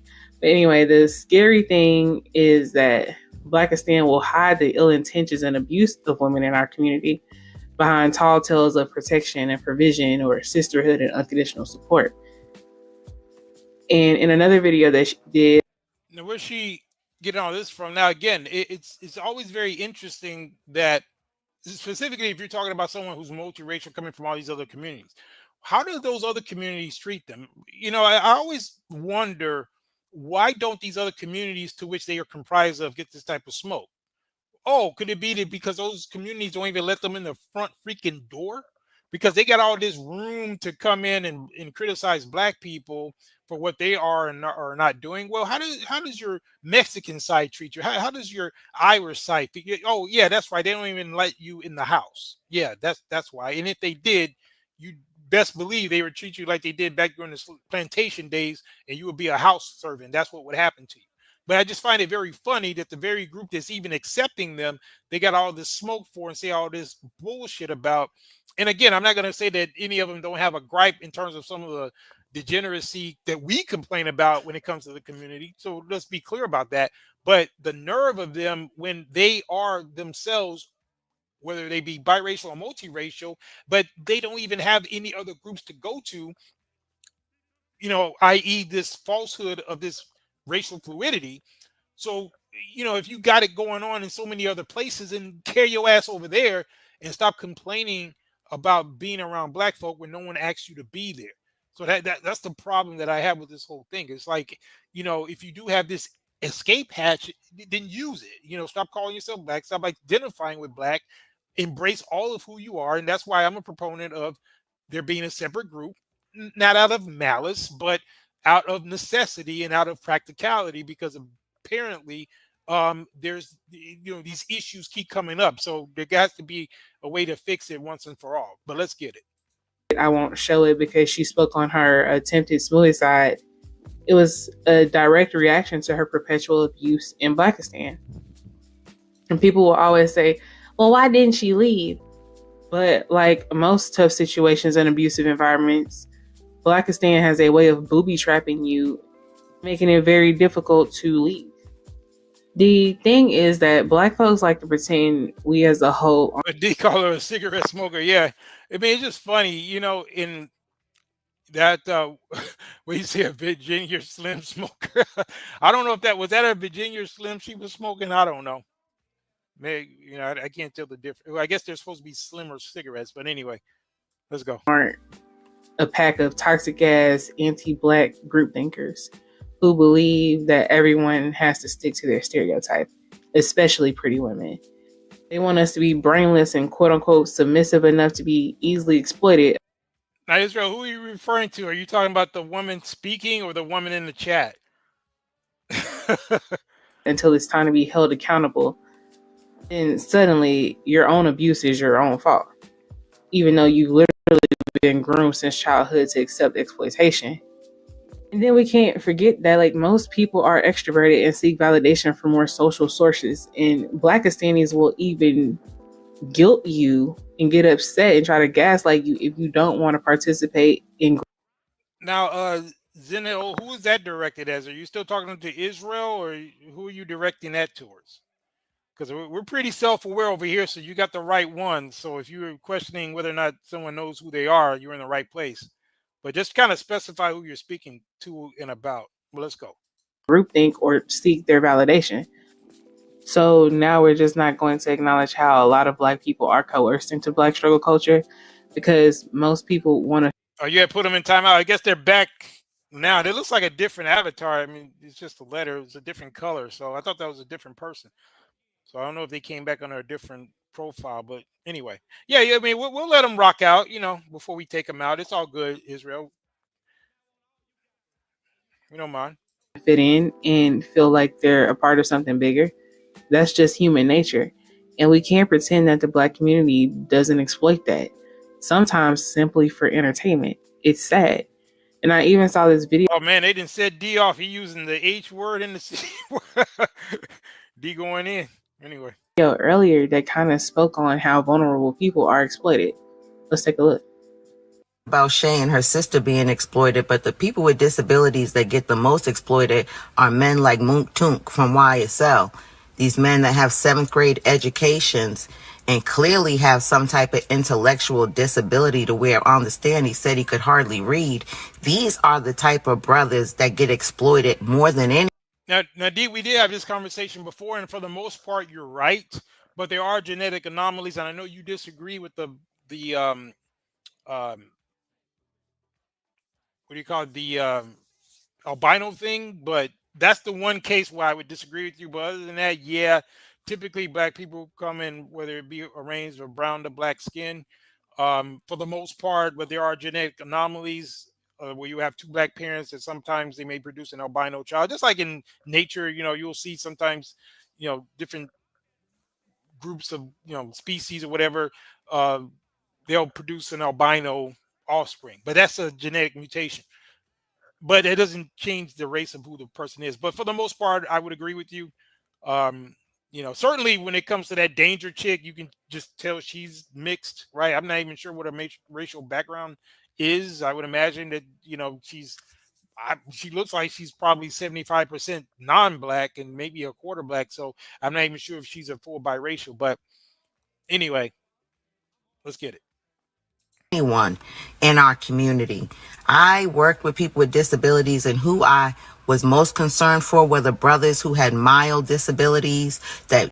Yeah, Israel. Yeah, that was the point I made. He said these demons should be grateful. Black folks are very accommodating, which can work against their own detriment, as you can see. Yeah, that was the point I made earlier, is that the nerve of them to even act as though they're entitled to something when they're getting treatment and acceptance, the likes of which they are not getting anywhere else, and that they wouldn't get, and that they don't get. So they should be a little bit or a lot more conciliatory, because we all identify the dysfunction of what's going on, you know, in the black community. And let me also make a clear distinction here, because some people will come in and say, oh, well, you guys, you know, you advocate for passports and leaving the community anyway. Yeah, you damn right, because we did not create the problem. And a lot of us who were participating in some of the solutions, like I was before I decided to up and leave, you know, I was involved in community work. I did provide housing and things for people, counseling and all that kind of stuff. And I don't like to toot my own horn when it comes to that, because I just felt like it was a thing to do. But at the same time, you see that whether it's because of the political beliefs that the people have, like I'm from a city that's very much a libtard city, which that does not reflect my views. Now, I'm not a conservative per se. I'm kind of a, like Gerald Celente says, I'm kind of like a political atheist. So I don't believe in any of it really, but, depending on the topic or the issue, I might fall one way or the other when it comes to people, getting fair housing and things like that. Maybe you might say I'm a little bit more progressive, but, when it comes to, family values and all of that, I'm more, what you would consider to be more traditional. So it just depends on the circumstance. But when I look at the majority of the group to which I belong, which happens to be Black people, and their values don't reflect mine, then I'm going to say something about it. And that's why I'm, just like on this broadcast, I don't agree with how Black people have allowed themselves to be infiltrated time and time again by the likes of that goofy broad that we saw with the tat on her face, and all the other ones like Rachel Dolezal, Cammie, and the rest of them. I don't agree with how they've been moving, because it creates this type of foolery and confusion. So I will remove myself, not because I'm trying to jump out of Blackness. You guys know what it is. I'm very much in tune with my Blackness. The issue with me is a philosophical issue. I'm not coming the way these exoticals come, where they're saying, where they get to hop out and have this fluid identity predicated on their racial mix. That's where I draw the line, because I don't believe in that. I believe that just like any other race, then you are who you are. And if you want to be in an asset to a particular group, then act like it. Don't come around trying to exploit the situation. And to the extent you don't have anything to exploit, then you're going to say you're going to hop out somewhere else. I say keep your ass over there. That's the difference. It's just like how a country is going to behave. Countries aren't going to let you come get full citizenship and you get to just take resources out of that country and then carry your ass back somewhere else. No, you're going to help them enhance their civilization, their culture. And for that, you, in exchange for that, you'll get acknowledgement, maybe a permanent residency or whatever. But you're not going to come around a group to which you don't really belong and soak up all of these benefits and accolades and pedestals. And, apparently this has gone to their head, and now they think that it's, going to continue to happen. They think they're entitled to it. But I'm here to say that there's a new day coming. But let's go. You could not tell by looking at them, but they have been diagnosed as mild MR, or those who never were diagnosed but clearly had intellectual disabilities, because these brothers were so pressed to fit in and they would not disclose, where you have other populations of people with disability where they have to, they don't have to disclose. You can look and say, okay, there might be an issue, but they are individuals. Yeah, Israel, I do agree with that. They wasn't necessarily like anti-woman or anything, but they knew who they wanted to rule. Just like when you mentioned Hashets, but people like to bring her up because she was a pharaoh, but she had to pretend to be a man, right? So if Egypt was so matriarchal, why would Hatshepsut have to pretend to be a man? So, they never have an answer for that one. But anyway, let's get it. Visuals, possibly like this man. And I know we're talking over a lot of people's head because they don't read, but anyway. Man from YSL, Moontunk, who, looking at him, you don't see the intellectual disability, but clearly it's there. And oftentimes they want to fit in the community so much. I had a already Shadow, man, that's good. So I hope you guys are, if you got a piece of that, let it roll, man. Because like I told you, over here on the Night Riders, whatever strategy you like to, take from your digital utility belt, if you decide, you're going to go with crypto, commodities, real estate, that was my preference back in the day,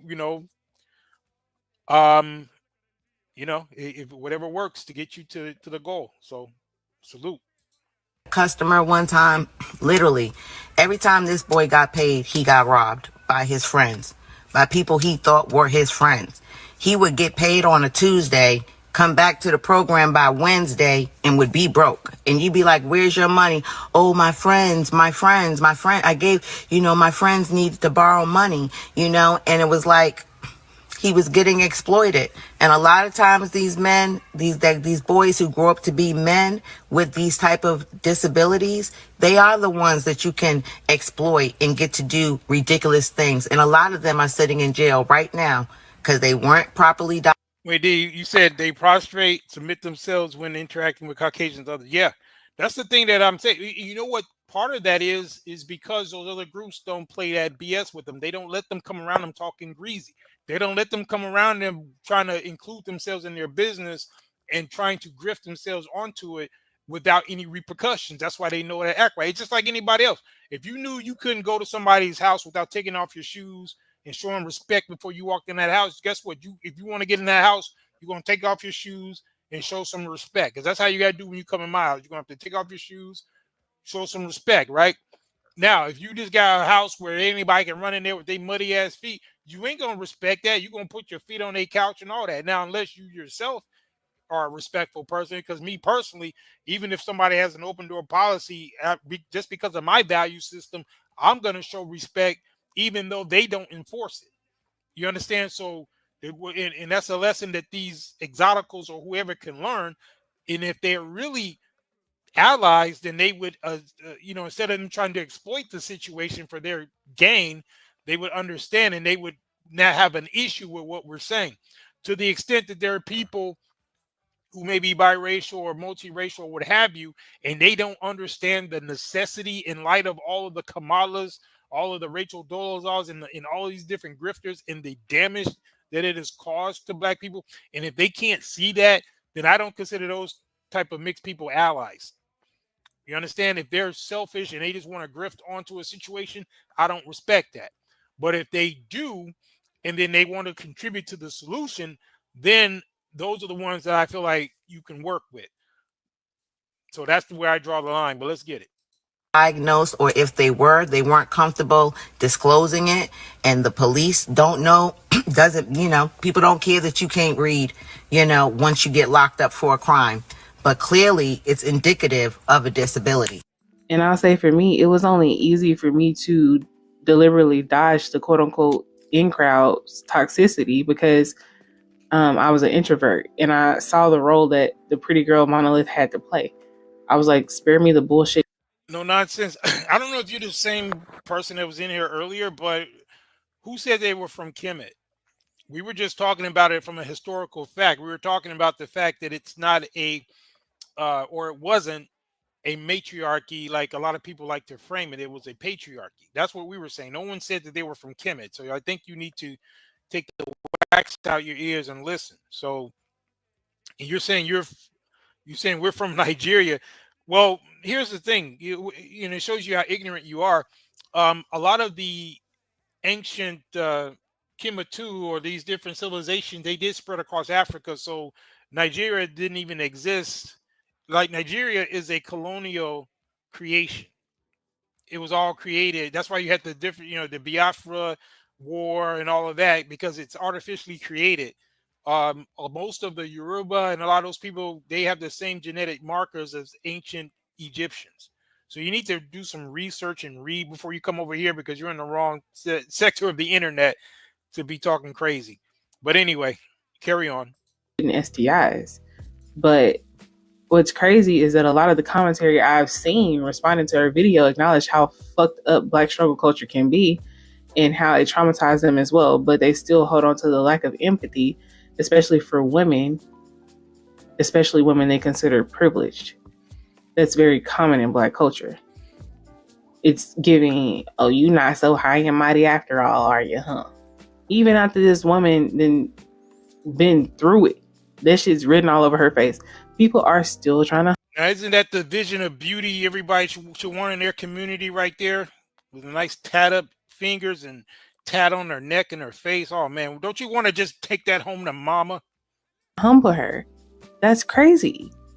She has been humbled by life. Who's trying to humble her? It's like she did a goddamn good job herself of humbling herself as she was on her knees, pleasing so many different dudes. I think she did a pretty good job of humbling herself.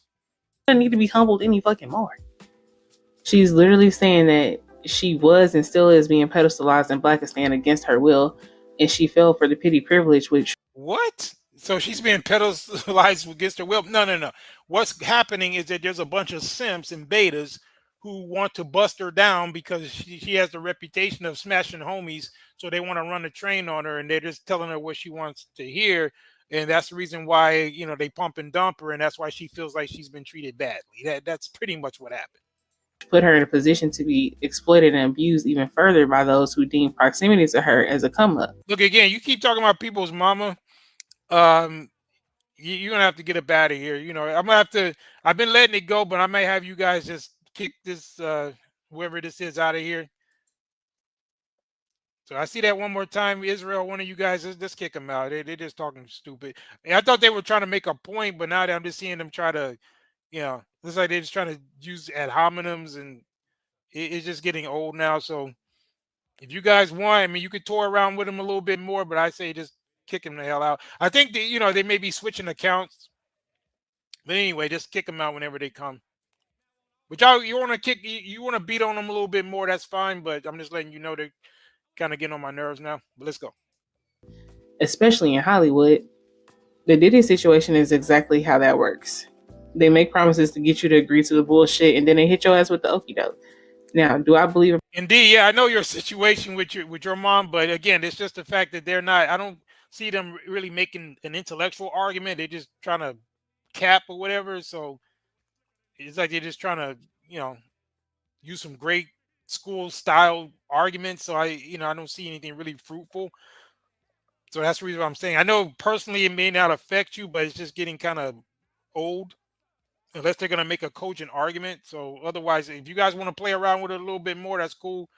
But in a minute, I'll say kick your ass out of here. But let's go. Personal responsibility, absolutely. But I could see, as a person who is considered quote unquote privileged in the Black community, how she could miss how raggedy the pedestal actually is. Because when you get to the pedestal, okay, now you're trying to make a point. So no nonsense. What point in history were quote crossbreeds saving people from oppression? So I before we kick your ass out of here, I'd like for you to answer that. But let's go. So you realize you have it, it may be in pristine condition. But because of the jealousy and conniving pimp-like culture and exploitative nature of Black struggle culture, especially as it relates.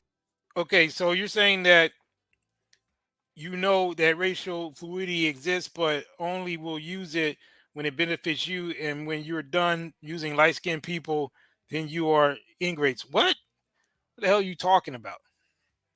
The beautiful women in our community, she probably didn't realize that the blackistanis were chipping at her pedestal little by little, so she wasn't making sure to balance her pretty privilege with other privileges. Unfortunately for her, blackistanis hate beautiful women, or at least they hate how much they love beautiful women.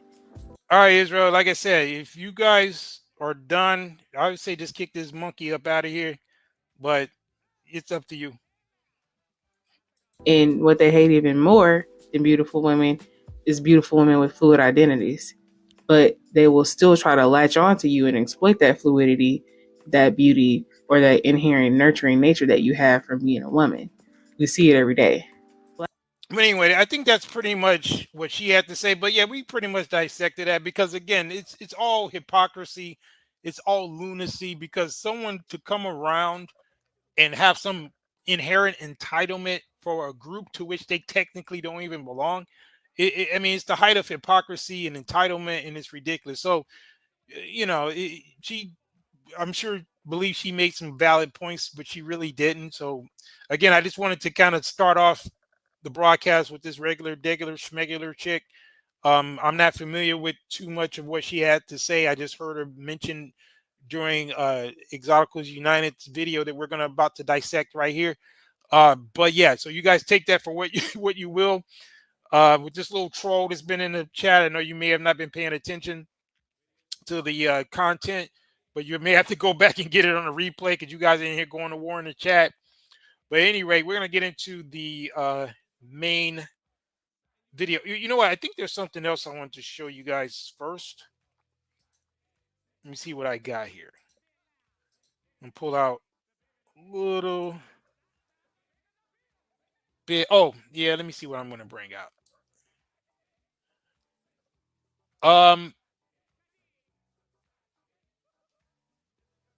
Okay. Yeah, you know what? I'm gonna hold that. Yeah.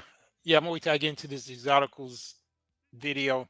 We're gonna start pulling out some other receipts. But anyway, yeah, this is the main course of tonight's dissection. Oh, you know what?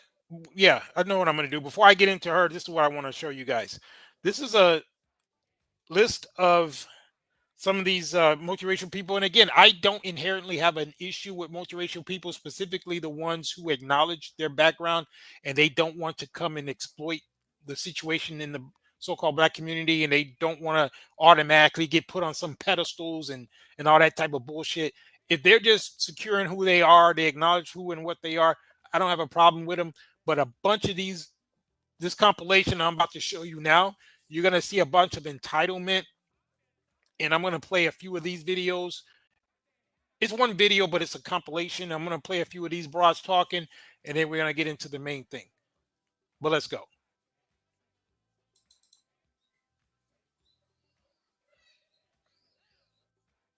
Get constantly invalidated in their identity. Okay, now you hear what this one just said, and notice the wording, right? So you got to be able to catch this stuff. I'm going to play it again. Talked about more. You know what? Let me see if let me start from the beginning again. Let me go back. Listen to this. Who are biracial black people. Okay, so that's where she made her first mistake. She's using a contradiction in terms. She said, quote, biracial black people. Well, where are the biracial white people? Where are the biracial Asians? You know, it's kind of weird that they always can find a way to shoehorn themselves into blackness, even while admitting that they're biracial. By definition, you're not black because you're biracial, right? So again, that's where this entitlement is coming from, because they feel they have the right. And again, I know this doesn't apply to all of them, but there's been a disproportionate amount that have had this entitlement for so long that they feel like they can occupy two spaces at once. And that violates the rules of physics, right? You know, you can't occupy two spaces. Matter cannot occupy two spaces at the same time, you know, unless you're omnipotent and omnipresent. And I guess that's what they think they are. But we're going to, you know, put that to rest a little bit. Let's go. Get constantly invalidated in their identity. No, but actually, this needs to be talked about more. And she's talking about people getting validated in identity. No, the only way for you to get validated in your identity is to accept who and what you really are.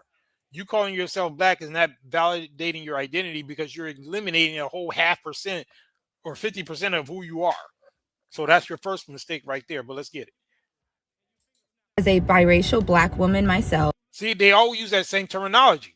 The other one said it, and you hear her saying it. They're saying biracial black woman. What is that? I mean, again, where are all the biracial white people at? Where are all the biracial Asians at? See, they only want to come around you with that BS because historically that's what black people have accepted as per the one drop rule. But again, we're kicking the one drop rule in the ass because we have a new standard. 80%, meaning 2 black unambiguous parents, 2 or 4 grandparents that are black, at least. And I think I'm being generous with that, but at least 80% DNA or more, and 2 black parents, 4 black grandparents. That kicks all this BS out the park. That puts all this to rest. If you don't have that, then you're not black. Point blank. End of discussion. But let's go. I am constantly invalidated in my blackness. Because you're not black. That's why you're not being valid. And again, I don't say this as a slight. And a lot of times these people, because they've been cultured in such a way as to think that when you're saying these types of things, they're personalizing it and they're taking it as an attack. When in actuality, the assault is them trying to intrude themselves onto our territory, because we are actually black. Just like if we have our own country and you're trying to come in to our space, occupying a space while at the same time wanting to have a privilege within that space. It ain't going to happen, at least not anymore in the future. It's starting to wane now, but it certainly ain't going back to the way it was. I think you can ask Cammie and Rachel Doles all about that, but let's get it. However, I see biracial black men who get to identify as black and only black all the time. That's a lie, because a lot of, in fact, I'm going to probably do a live about that whole thing, because we've been focusing a lot on the women, but we are going to have a video. And I do got some biracial guys that rock with us over here, and they get where I'm coming from, right? But I'm going to maybe even have some special guests or some guys, because there's right now a movement of light-skinned guys or multiracial guys who feel like they want to break off from the black community because they don't feel that they're accepted. They feel like they're the ones who are othered more than the women, because the reason why the women are getting more acceptance is because a lot of these thirsty Negroes who I got to blame, like the Cookie Monster and the like, who was supposed to be so pro-black, but then they'll see a biracial woman that they want to smash, and so they'll bestow blackness upon them. Oh yeah, we ain't gonna let them Negroes off the hook. Just we go in on these too, but there's two sides to this, right? There's the entitlement that a lot of these multiracial women have, and it's the entitlement in these, because these Negroes can't reconcile the fact that they are attracted to exotic type women, which is fine, but you don't have to bestow blackness on everybody that you want to smash. You just call it what it is. Okay, she's non-black, but because that doesn't mesh well with their how they want to be perceived, they'll play this little mind game and do all these mental gymnastics. They'll be talking about black community issues while at the same time trying to diminish the fact that they're with a woman who's clearly not black, but because she has a dash of black in them, they want to keep the one drop rule alive and well. So, but again, we're exposing all that BS. We ain't just going in on the biracials or the the exploitative multiracials. We're going in on those conspiring Negroes who they themselves are selling out the real estate of blackness, if you will, just because of their loins and their inability to reconcile with their conflicting libido. But anyway, let's get it. And no one is telling them that they can't identify as black because they're biracial. Actually, they do. There are plenty of multiracial men who feel othered. And like I said, they have a movement that I've been paying attention to as well. We're going to address that in an upcoming broadcast, where a lot of these lighter skinned men or multiracial or biracial men are feeling othered a lot. And they feel like they've been getting hated on a lot, to the point where there are more videos that I've seen starting to crop up where they're trying to have this, their own little movement to kind of get it, to not even be in the community, not because they don't want to be, but because they don't get the same commensurate acceptance as the exotical women. And that's a fact. So I don't know what this broad talking about, but anyway, let's get it. In a patriarchal, misogynistic society. Here they go with that. They always want to demonize the thing that gives them every crumb of their daily bread. If it wasn't for patriarchy, you would have to be out there fighting the elements, the insects, the animals. You'd have to be out there hunting for your own food. All that kind of good stuff that the patriarchy made it so that you don't have to worry about. Yeah, you'd have to have your ass out there. You wouldn't be sitting in a car complaining about the patriarchy if there wasn't one. But let's go. Because there wouldn't be a car for you to sit in. But let's go. This is not surprising. However, I really wish people would let biracial black women identify as black if it suits them. And what I mean by that is, a lot of times society chooses our identity for us. For example, when I was younger and most So Shadow got fans. So Shadow, you taking responsibility for that dingy broad that was just in here? Was she one of your fans? So my friends were white. I was described as the black friend, not the mixed friend. When white men liked me, rarely they would say, "You're the hottest black girl." So if society sees me as black, why can I not identify as biracial black? A biracial experience, and the biracial experience, I'm sorry, is not black. Video is annoying for several reasons. Yeah, I'm sure it is annoying. And again, that woman that said that, she's wearing natural but with some blue streaks in her hair. I don't know. It's kind of weird. But in principle, what she said was correct. It's not the same experience. And that's what they define as this quote privilege. The privilege is the fact that they are not black. That's what the privilege is. It's just like, if you look at what the plantation politics, the differential in the treatment from the what would be considered the exoticals back then were because they were the children of the plantation, the slave master, or the at the very least some of the overseers or what have you. So that differential in the treatment was their proximity to the oppressor class, and that's where that comes from. So if they want to come around you and rub that in your face and still try to, at this late date where you are no longer compelled through the institution of physical slavery, and they're still trying to bring around you some privilege that was given to them through their proximity to an oppressor class, then you should be the first ones to kick that shit to the curb. And that's what I'm saying. The fact that black people have not done that is part of the reason that they're in the condition that they are. And like I said, they're going to have to pay for that.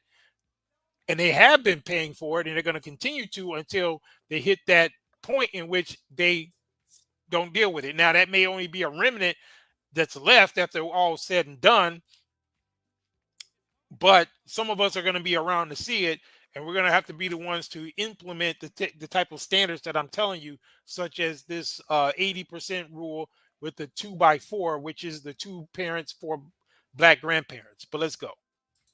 For one, to say the biracial black experience, because biracial black people are black people, to say that their experience is not the black experience is to say that the totality of the black experience is oppression. And yeah, like I told you, Israel, there's this other woman. I hope that's not her, but her name was May, that was sending me the email. She sent me like 15 emails trying to argue with me. I tried to put her on you. I said, well, Israel wants it because she brought you up in one of the emails about when she was saying as if I'm giving you a pass, because you mentioned that somewhere in your background there's something else, like an Assyrian or something, which shows how ignorant she was, because the Assyrians in ancient times were black. But anyway, so she mentioned you, and I did tell her that you would be willing to chop it up with her. I hope that's not the same person. I don't know. She's probably going to send me 10 emails if that was her, but let's go. discrimination and lack of privilege. And that's not the entirety of the black experience, right? And not all biracial black people are whitewashed. Some of them grow up in black homes and very much have a black experience. I'm biracial, right? I had a black mother. Right. So again, that's the thing. It's just about acknowledging what you are. White father, but I grew up in a predominantly black neighborhood, right? And now, I don't know about you guys, and this is no shot or shade to whoever this woman is, but I would not take her as a black woman. If I saw her walking down the street, I would say she was a Latina, something else. My standard by what a black person is doesn't fit her phenotype. So that's not to, again, throw shade. It's just what it is. If if I interacted with her, I wouldn't look at her as a black woman. I wouldn't identify with her at all. I mean, that's just what I'm saying. And the fact that she says that she's biracial, I can give her credit for that, and that she grew up in a black community. Okay. So culturally, she may identify with black, but she has to realize, and women like her, people like her, that those of us who are unambiguously black, we have a right to make a distinction for the sake of our own borders. You don't get to dictate what we define as black because we're the actual genuine article. You're not. So you don't get to define it, just like any other race is not going to allow you to define them. White people are not going to allow you to define what a white person is. Even as pale as she is, they would look at her and they could still see there's something in her that's other than white. So they're not going to accept her fully. Asians and these other groups are not going to allow her or anybody else, even if she was part Asian, they're not going to allow her to come around them defining and imposing herself upon them, redefining their standards. So it just ain't gonna happen, and it shouldn't happen for black people as well. But let's get it. If you weren't black in my neighborhood, you were Hispanic. Okay. Now I look more like a Hispanic. Exactly. I didn't even see this yet, but then I call it, she looked like a Hispanic. And for all I know, that's what she could be. I mean, I bet you if she took a DNA test, that thing might come out 70%. She might be the opposite of our standard, right? She might be 80% non-black, right? So that's pretty much the point I'm making, is that's the reason why you can't have this weird one drop rule still in effect, because you get all this type of confusion. But let's go. Then I look black, obviously, but I didn't relate because I'm looking at my mother, a beautiful brown ebony skin woman, and I don't look like her. My sisters were a little bit darker than me, and the kids didn't really accept me growing up, right? And I always would try to fit in to being and showing my blackness. Like I was like, I'm black. So when they kind of like ostracized me and made fun of me, then I would try to cling to the Hispanic because at least I looked more like them. But then, I don't know their language. I didn't know their music. And so I didn't feel like I fit in there. And so there was loneliness in that, where I was like this kid just climbing a tree. I would literally climb the tree.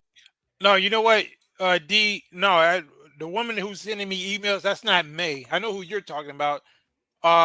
This woman's name is Marie. I don't know if I said May by accident, but no, I don't think it's the same woman. It's somebody by the name of Marie, unless May's real name is Marie. I don't think it is.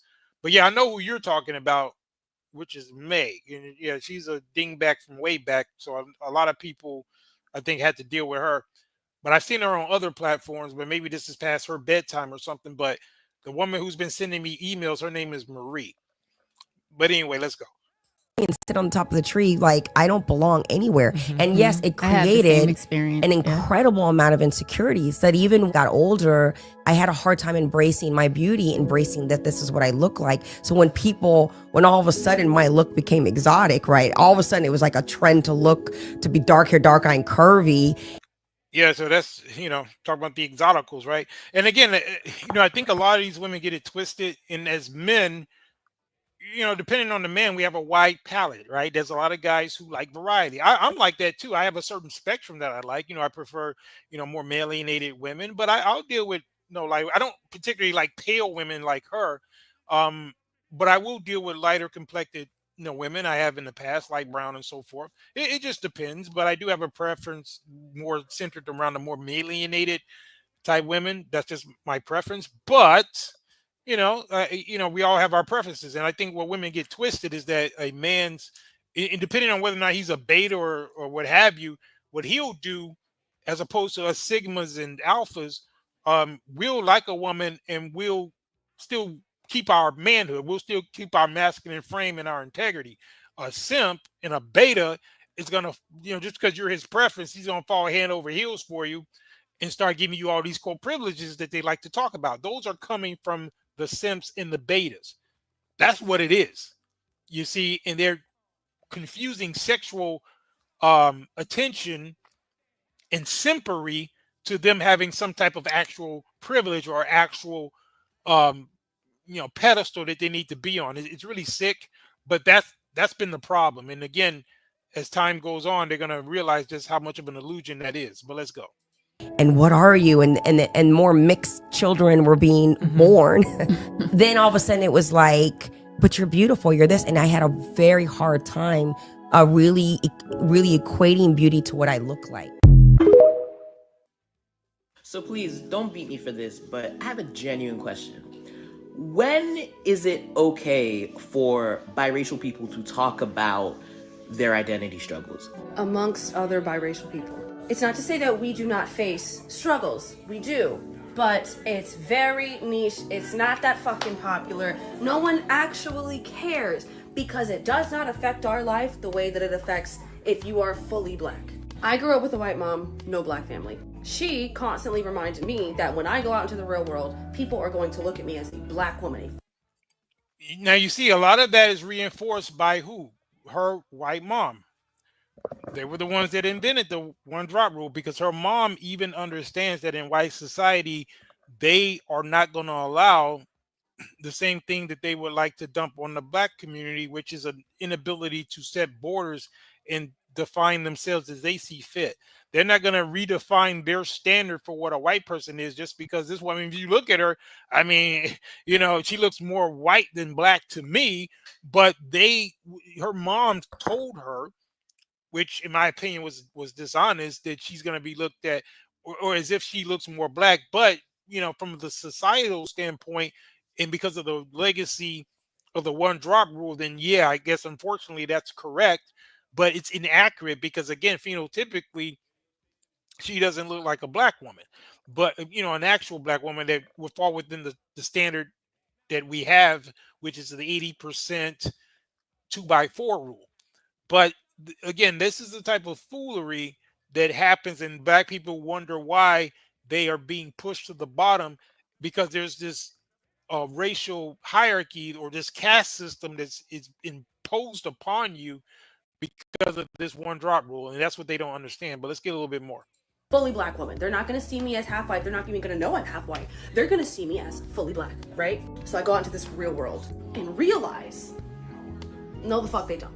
No, the fuck they don't. But I carried that black woman badge of honor with me for until I was 25 because I just didn't understand. I was like, no, I'm facing struggles because I'm a black woman. I was facing struggles because I was a woman of color. Wait a minute, D, what happened? I don't want to see no fight among the Knight Riders, man. What's going on between you, Israel and D, man? Y'all need to work that out. What's going on, bro?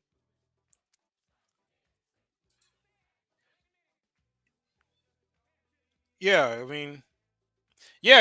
I want to know that too, Israel. Why does D got a problem with you? Where you guys going? What's going on? I hope y'all work that out. Yeah, I hope you guys. We're gonna have to have a conversation about that.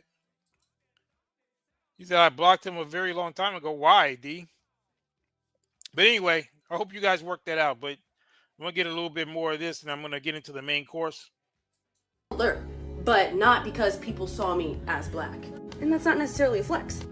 See, that's the thing. See, again, in some ways, she's a victim of the programming of the larger society and her mom, right? Because her mom made it clear to her that she was not going to be accepted, which essentially is what that is. When they say, "Oh, you're just going to be seen as black," when again, phenotypically, this woman could pass for any number of other races, Hispanic, you name it, right?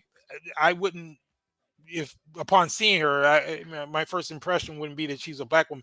I would think that she maybe have some black in her, but I would not just define her as only a black woman. But that's the tragedy of the situation, and again, it needs to change. And unfortunately, you have people the likes of Exoticals United who will propagate erroneously that somehow that's something to exploit and to get some type of privilege because of the lack of standards and the lack of structure that currently exists within the definition of what a black person is. So it's kind of like they're just trying to exploit a loophole that we are rapidly closing. So again, that's why I say it's a fool's errand for her and the like to continue to try to propagate that nonsense. But we're going to get into her shortly, but let's go. And I know a lot of biracial women say, oh my God, well, darker skinned people treat me different. I wonder why, especially if you have a white mom. We are fucking insufferable when we have white mothers, okay? Because for the longest time, my mom is blonde hair, blue eyes. I looked at how she got treated in the world and said, well, that's my mother. So again, you guys, I don't even want to put that on the screen, what you guys are saying. So again, I'm still not clear what the issue is. What's the issue between Israel and D? I mean, I rock with both of y'all. Y'all some of my favorite people over here. So I don't know what the issue, why y'all can't get along. So since you said you blocked him, what was the reason? But anyway. I'm going to be treated that way. So what did I take on? The persona of a fucking Karen for 25 years? Because Delulu or whatever. And I'm telling you, I fought long and fucking hard to be seen as a black woman. when it just isn't that way for me. Okay, so again, she said she had to fight to be seen as a black woman. So evidently that means that that's not what you are.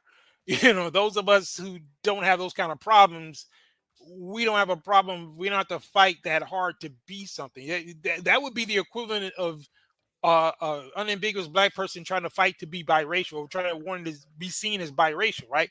Yeah, they would have to fight hard too if that's what they were trying to do, because that's not what they are.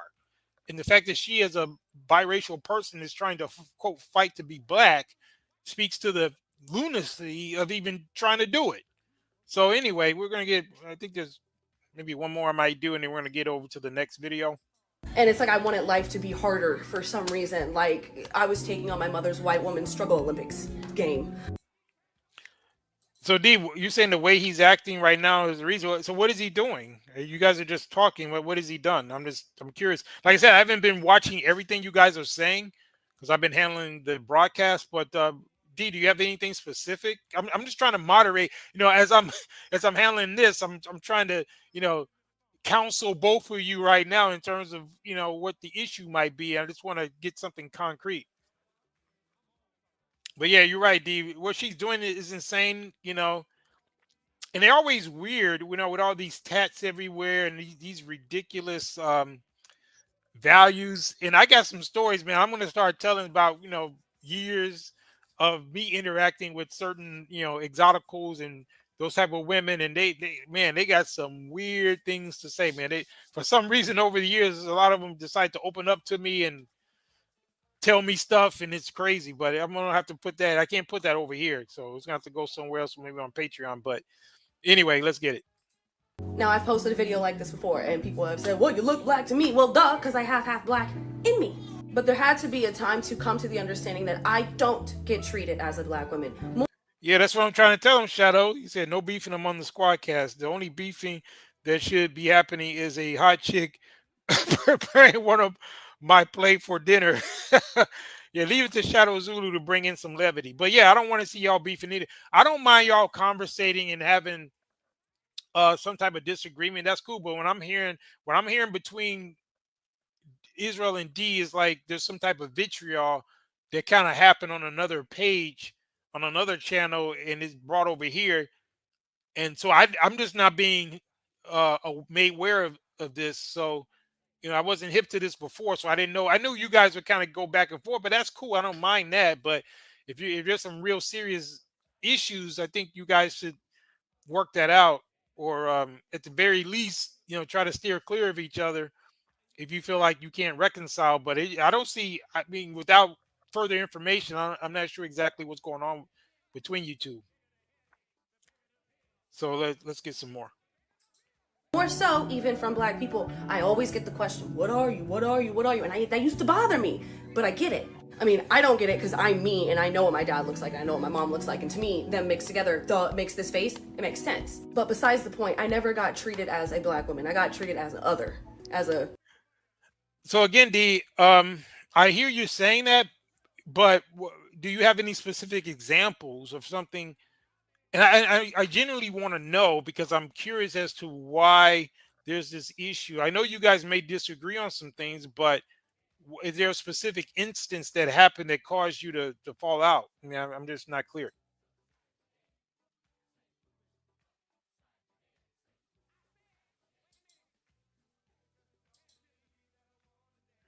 Okay, so you're saying he cursed at you many times, but again, I mean, you know, if something gets heated, you know, people might say some things, but again, I don't know if something is going on that you guys can't overcome. That's all I'm saying. But you know, we got enough people on the outside, just like y'all seen today, how y'all had to team up and deal with that troll earlier.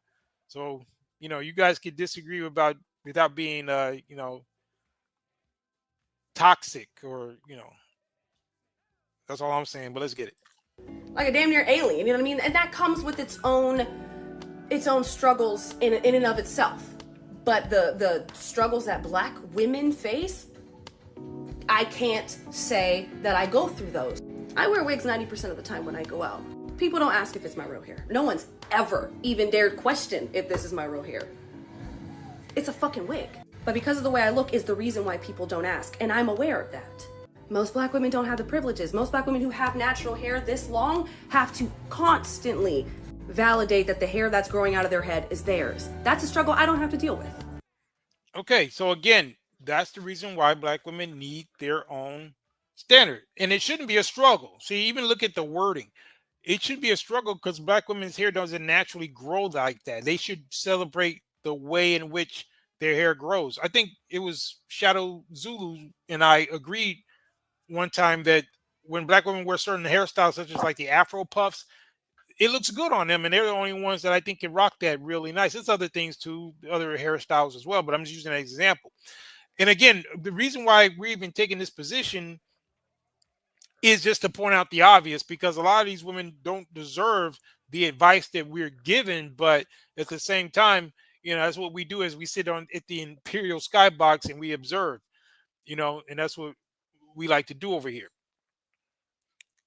He said trolls are good advertisement. You just have to pimp your troll. Yeah. Again, I don't mind her, coming over doing that, but she was just talking too much cash shit. So I just kind of got tired of it. So I'm glad you kicked their ass out. But, again, typically we don't care, as long as they're making some type of sense, but they're just coming over and saying a bunch of nonsense. Then they got to hit the road. But anyway, I think we're pretty much good on her. I think the point is proven on that. So we're going to get into the main thing. And I'm going to take some time to dissect this Exoticals United. And so let's get it. So her premise of her video is basically why Exoticals abandon the black community. And she's going to pose this as if, something is owed to these grifters that get or exploit certain opportunities, and that's grounds for her to go elsewhere, which I say stay over there. Don't look at the black experience as a cosplay uniform that you just kind of could put on and put off. And again, from their standpoint, it's not lost on me that it is beneficial. Just think about it, guys. If you could go around all these different racial groups and get treated with the same amount of acceptance and respect, or even be put on a pedestal with all the inherent benefits of being part of a specific group, I think you would go for that, right? Now, someone like me who has a lot of integrity, I wouldn't exploit it negatively. I may obviously benefit to some extent, but I wouldn't have the sense of entitlement. I would realize that I'm getting something that I didn't deserve, so therefore I would not let it go to my head. But at some point, these women lost their way and they think all of a sudden they're entitled to this. But we're going to break it down and dissect it as per usual. But let's get it.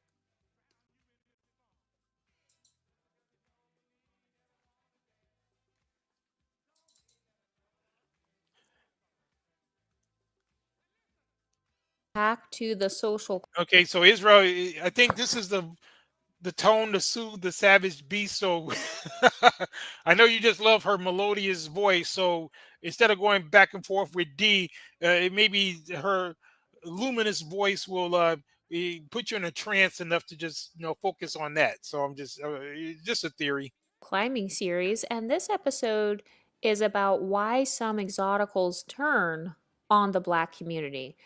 This video is inspired. Yeah, that's why I said, Shadow. Yeah, I knew it was you. You and I, we both agreed on that. And that's something that only they can rock.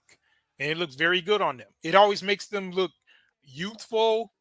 I know at a certain age they can't rock it, but if she's in her 20s, 30s, or whatever, I think it's a good look for them. And I think they rock it very well. And it's other hairstyles too. But no other race of women can rock some of the hairstyles that they can.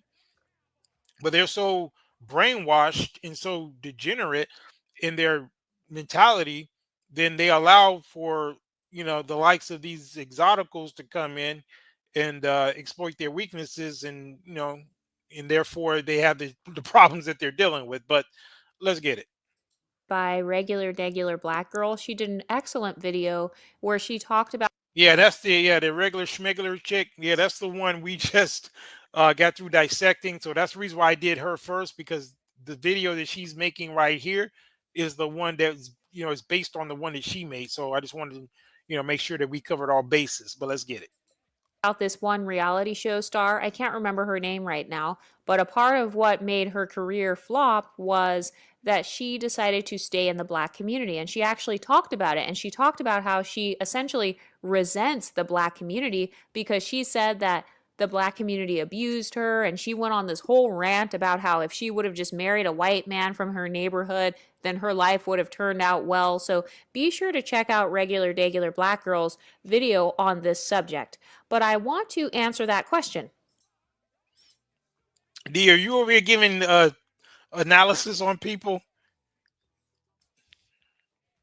Why do some exoticals turn on the Black community, like Stacey Dash or Amber Rose or Mariah Carey, Meghan Markle? Why are there some exoticals, Rihanna, Beyonce? Okay, now look at that list of names she just threw out there, right? She mentioned. Now, we already dissected this before as far as her keep trying to throw Beyonce in the mix as if Beyonce has, left the Black community. Now, personally, I don't think Beyonce meets our criteria with the 2 Black parents, 4 Black grandparents, and the 80% rule. But personally, that's I mean, for her, she identifies as a Black woman. And like we agreed last time, I haven't heard her identify with anything other than that. So it's kind of weird that this Exoticals United keeps trying to make it seem as though Beyonce is somehow being racially fluid, when in actuality, all she's doing is making business moves to expand her audience. And that's what all of us do in a free market. There have been times that some of us may have gotten most of our money from outside of the Black community. I know I have. When I worked in the financial industry, a lot of my clients were non-Black people, right? But I was involved in the Black community still. A lot of the community work and things that I was doing was in the Black community, but I was making my money outside the Black community. But that doesn't have anything to do with how I identify. I wasn't trying to be, quote, racially fluid, but she's using these terms. She's conflating terms by suggesting that somehow there's this racial fluidity with people like Beyonce and the like, just because they know how to expand their market, and she may be appealing to so many people outside of the Black community, and that's how, maybe that's most of how she's making her money. But at the same time, she is identifying herself still as a Black woman. And again, I hate to even use these celebrities because with everything going on with them, she might show up on a tape with the diddler and all that stuff coming out. So I don't pedestalize Beyonce or any of them, but I'm just using the examples that she did. She also threw in the mix Stacey Dash. Stacey Dash has been crashing out on the internet for the past 10 to 20 years. So who gives a goddamn what she's abandoning? In fact, the Black community has abandoned her because of all the foolery that she did. In fact, I got a couple of videos. Let me just play this to remind you guys how goofy Stacey Dash is, and it's amazing that this Exoticals United is making it seem like Stacey Dash, who's a fellow bleacher like her, who's been crashing out in videos like this right here. Let me show you.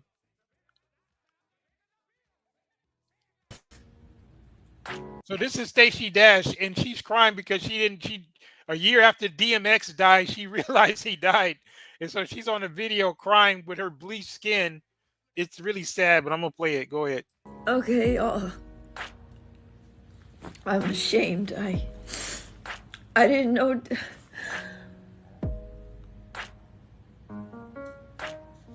I didn't know DMX died. I didn't know. From a cocaine overdose.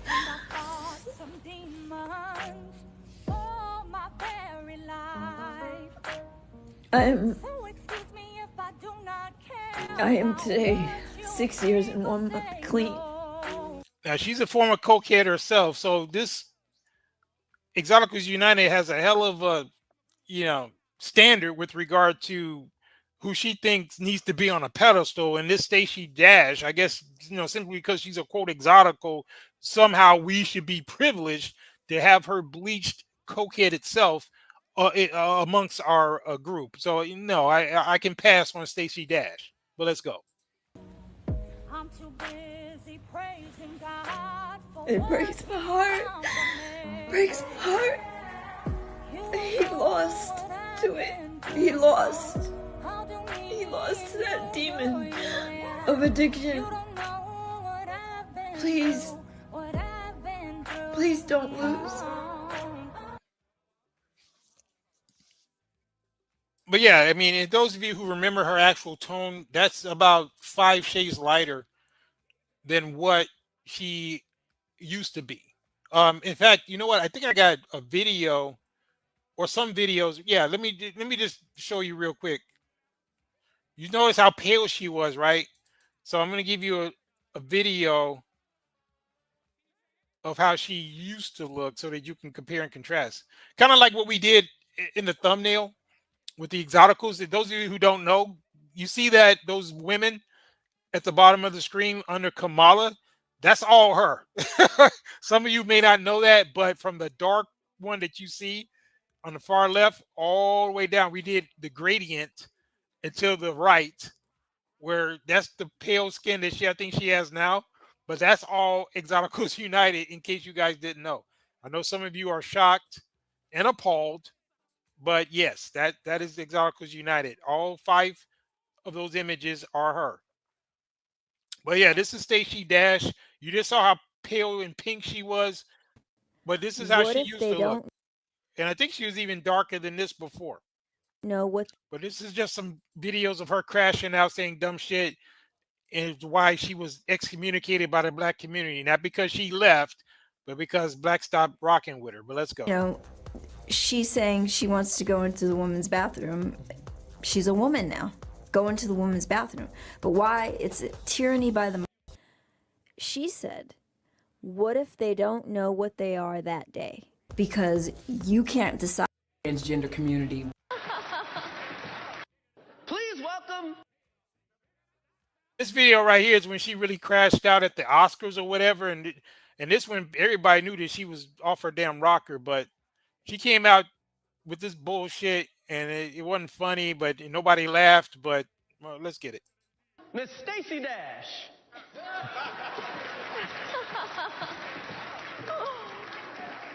I cannot wait to help my people out. Happy Black History Month. Do we want to have segregation or integration? And if we don't want... Now you see how condescending and bullshit that was? So she came out there talking about helping her people out, knowing she don't identify as black. She even got on her, you know, when she got busted with that Brad that was whooping on her, and then she called the police, and then they arrested her. I think y'all remember that. We got the video, but I don't think I'm going to play it. And I think she put on a report that she was white and all that kind of stuff. Yeah, but that's the one that Exoticals United is claiming that has abandoned the black community. Yeah, as if you guys are missing something by not having her in your mix. But let's go. Segregation, then we need to get rid of channels like BET. BET is back with College Hill. NBA players get to have a lot of sex. That's not happening. Ooh, I don't know what that was, but that was rude as hell. It was really fun to be with the girls and dance. Hey, 1, 2, 3, and 4. You just did too many walks. It's only 2 steps. Okay. 1, 2, 3, and 4. Around 5, 6. Go left, right, left. The doors are open, the windows really Yeah, she don't look like she got no rhythm as a black woman, but let's go. blowing. The night sky is changing overhead. It's not just our physical. Yeah, D, like I said, she was being condescending, you know, that she thought it was funny, nobody laughed. And yeah, you said isn't she Cape Verde? No, she's I think she's part Mexican. I think she's similar to the Exoticals United chick. Maybe that's why Exoticals United has a fancy for her. Yeah, I don't know if they share a coke habit, but you know, but they do, you know, I think she's part Mexican as well. But let's go.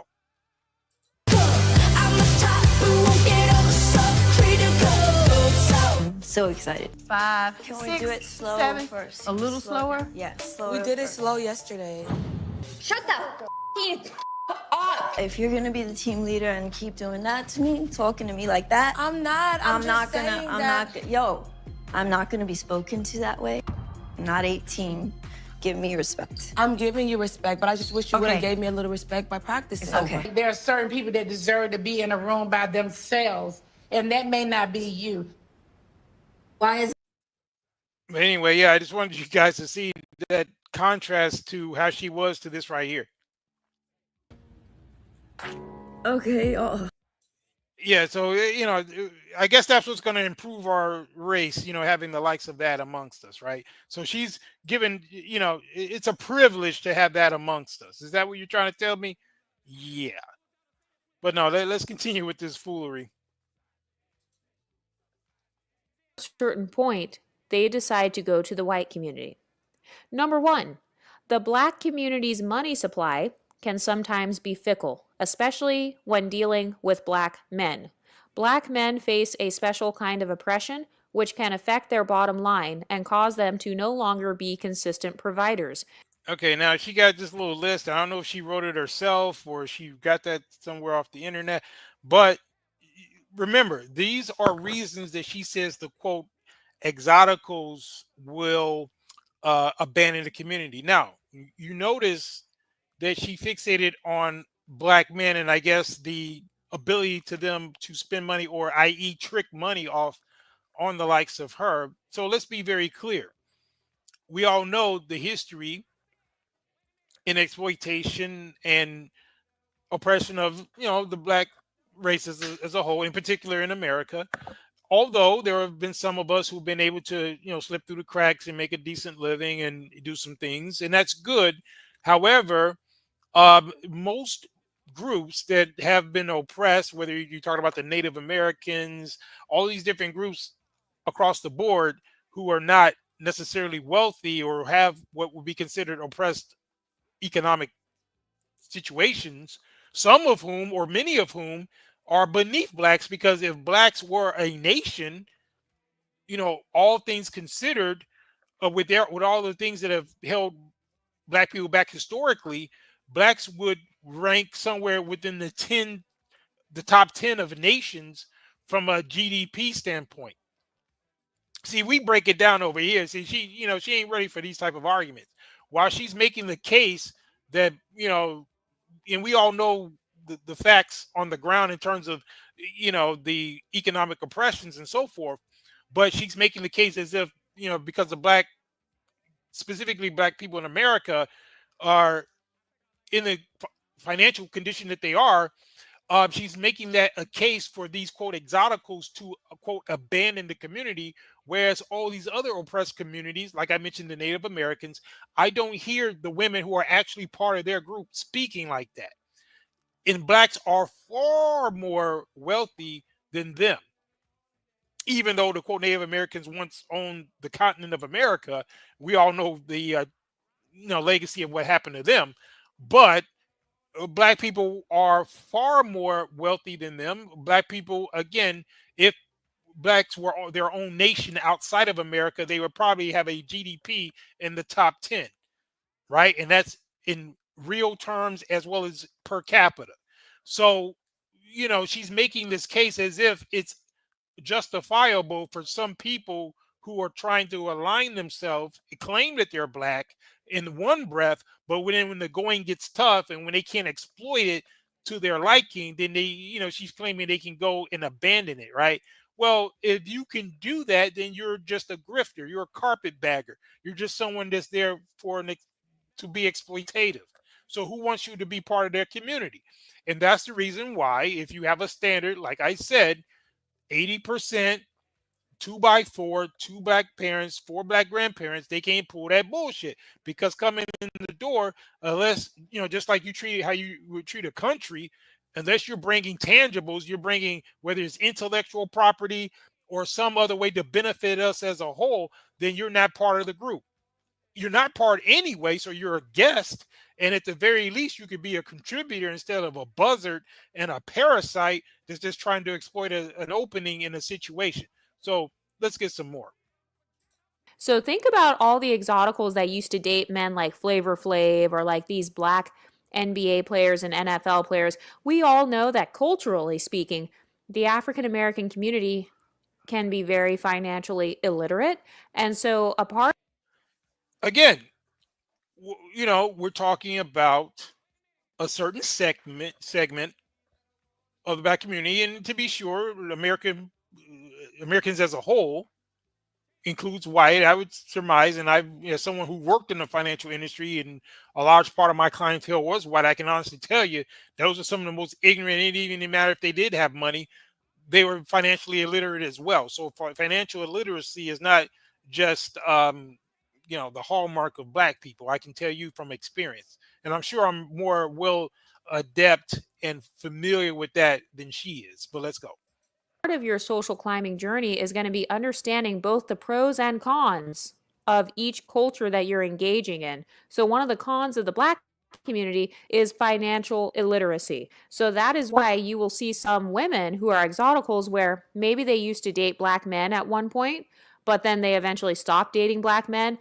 Sometimes it's for money reasons. Well, a lot of times it's Okay, so then how do you say you're a whore going to the highest bidder without saying you're a whore going to the highest bidder? If it's all about the money, then you're a mercenary. You know, let's call it what it is, right? It's not about any type of racial fidelity, or you're trying to actually be part of a community. You're just a racial mercenary, and you're just going to the highest bidder. Just call it what it is. And it's like D said. Oh, he's talking about that. Oh, again, I thought he was talking about her, but anyway, I guess y'all still going at it in the chat. I'm not gonna put y'all a little battle on the screen, so y'all can battle it out. But if you got something to say about the video, then I'll put you on the screen. But let's go. it's really for money reasons. And also it's because sometimes when it comes to black culture, sometimes they can be a Okay, D. So are you talking? Oh, okay, so I guess you are talking about the exoticals or whatever, right? Okay. social liability. I thought you were So trying think to push about shots at Israel. I was just like, yeah, I ain't gonna put y'all little, you know, jabs you throwing at each other on the screen. But anyway, let's go. the black guys that get into fights at bars. Think about the black women that throw drinks and stuff. So Yeah, because black people are only people that get in fights with at bars.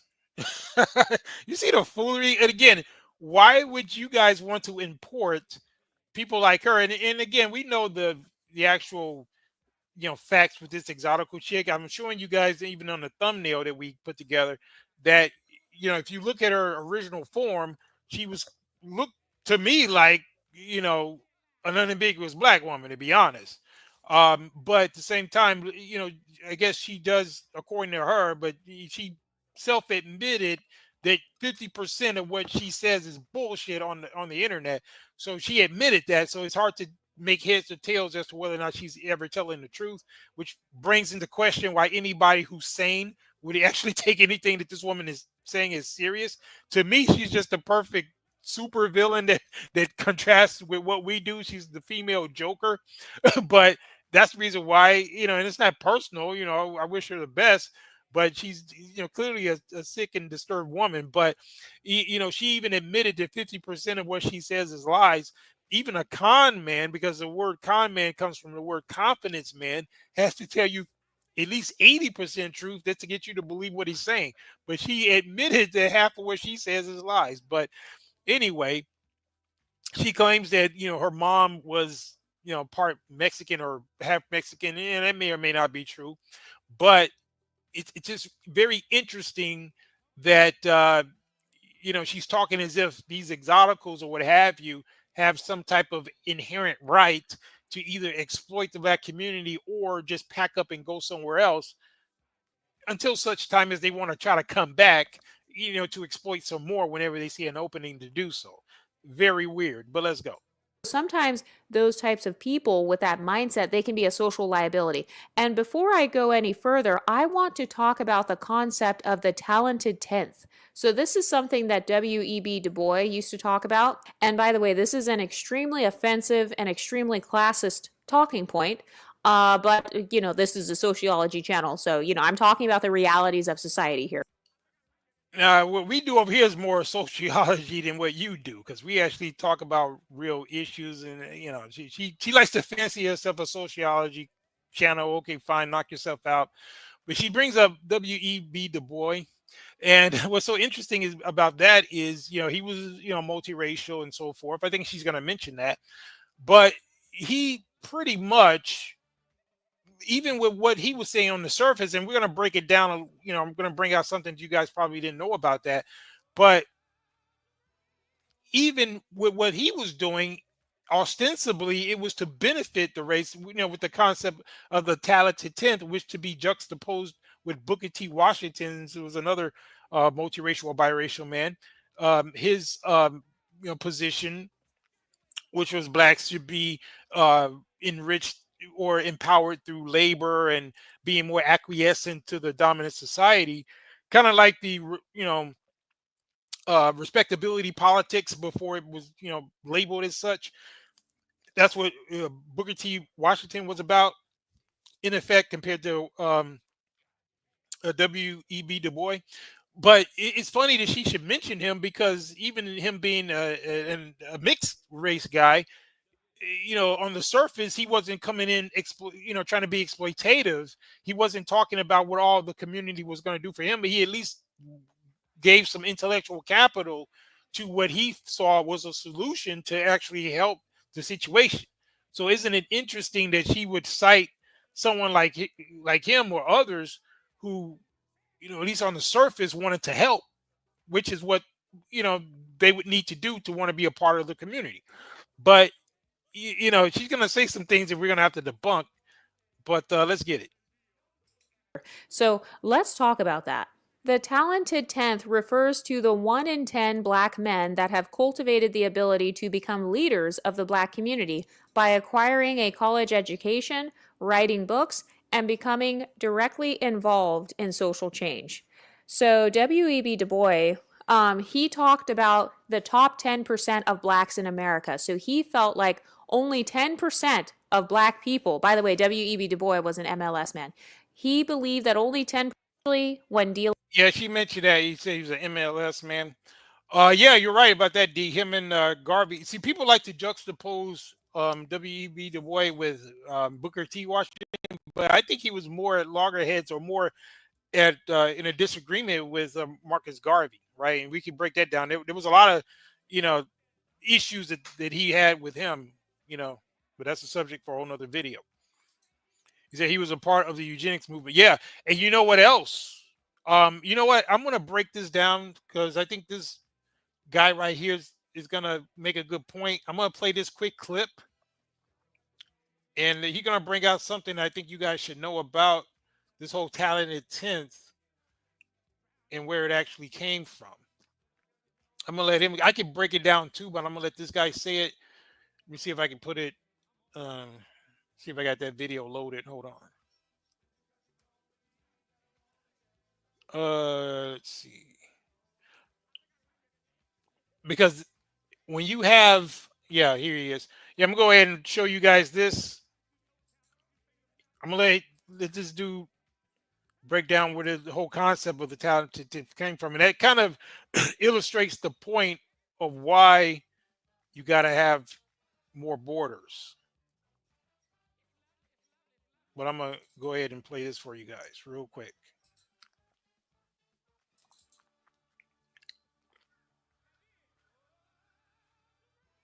Welcome to my knowingly Yeah, let me get to this point. He's gonna make a good point. This particular guy. Let me see if I can find it real quick. Where did he say it?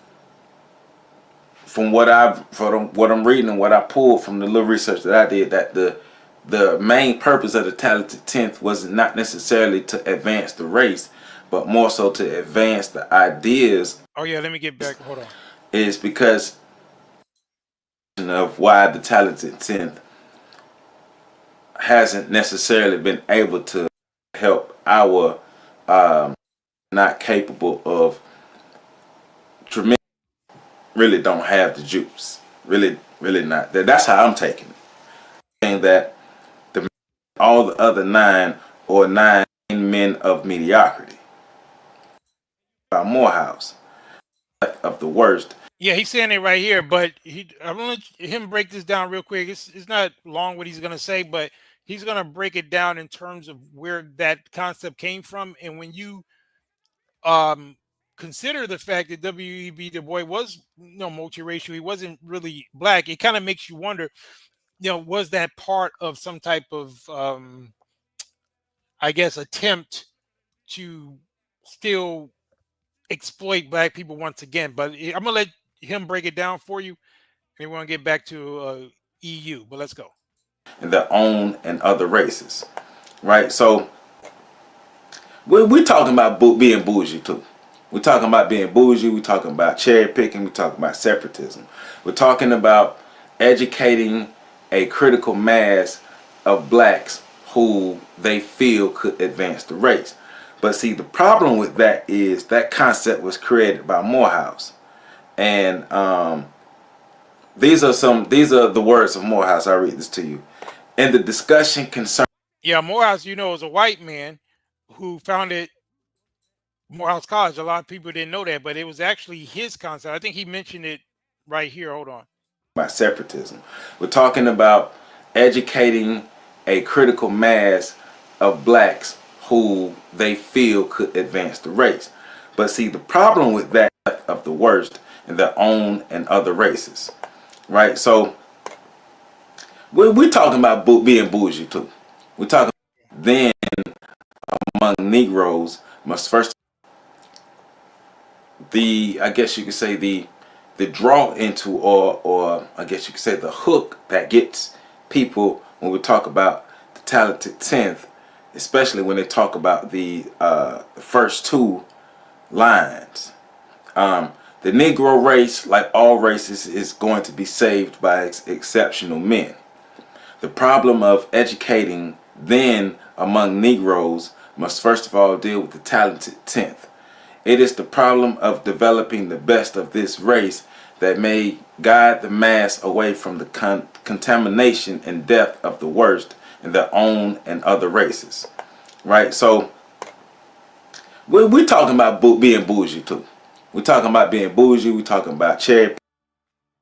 Yeah, I was trying to find the part where he gave the full name of it. But it was Morehouse was the guy who actually came up with that concept. In book W.E.B. Du Bois is the one that popularized it, right? So essentially you had this white man, i.e. Morehouse, who developed this concept, and it was, whether it was intentional or inadvertent, he just kind of, that is W.E.B. Du Bois, he just kind of projected this concept, which again, you may want to question the authenticity, or whether or not it was truly a benign desire, to propagate this among black people. But anyway, let's go.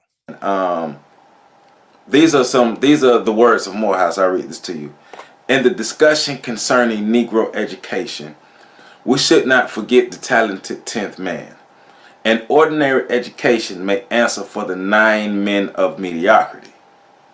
Really? But if this is all we offer the talented 10th man, we make a prodigious mistake. Why? Because the 10th man with superior natural endowments, symmetrically trained and highly developed, may become a mightier influence, a greater inspiration to others, and all the other 9, or 9 times 9 like them. Whatever the hell that last part said. Yeah. But basically they're talking about, he's saying that the mass of black people really don't have the juice. Really not. That's how I'm taking it. I could be wrong, but that's how I'm taking it. Is the masses of the black people are not capable of tremendous feats. So let's dig through and see which ones that we could take, that we could shape and mold to be able to better help our help push forward our concepts and our ideas and things. So so by definition, it was kind of like this inherent, almost, racist, because who is to say that it's only 10%, right? So they were saying that these were the ones who could be acclimated to the larger society and be exploited, and kind of help to exploit mentally the rest of them. That's kind of what we saw in this past election with these, bourgeoisie, the people, your Roland Martin types, the guys who get out here on the airwaves trying to convince, the rest of the ignorant Negroes to vote the way they want them to vote. We said that didn't quite work out the way they anticipated. And also the celebrity class is also kind of like a de facto bourgeoisie talented 10 type situation. But we see how corrupt that is and how they are used as a tool by the larger society. So that's the reason why it's problematic, and that a lot of the ideas in the concepts that need to come homegrown from Black people themselves, and just have mechanisms to enforce them, because you always got this little questionable stuff going on. We have outsiders coming up with the concepts. But let's go.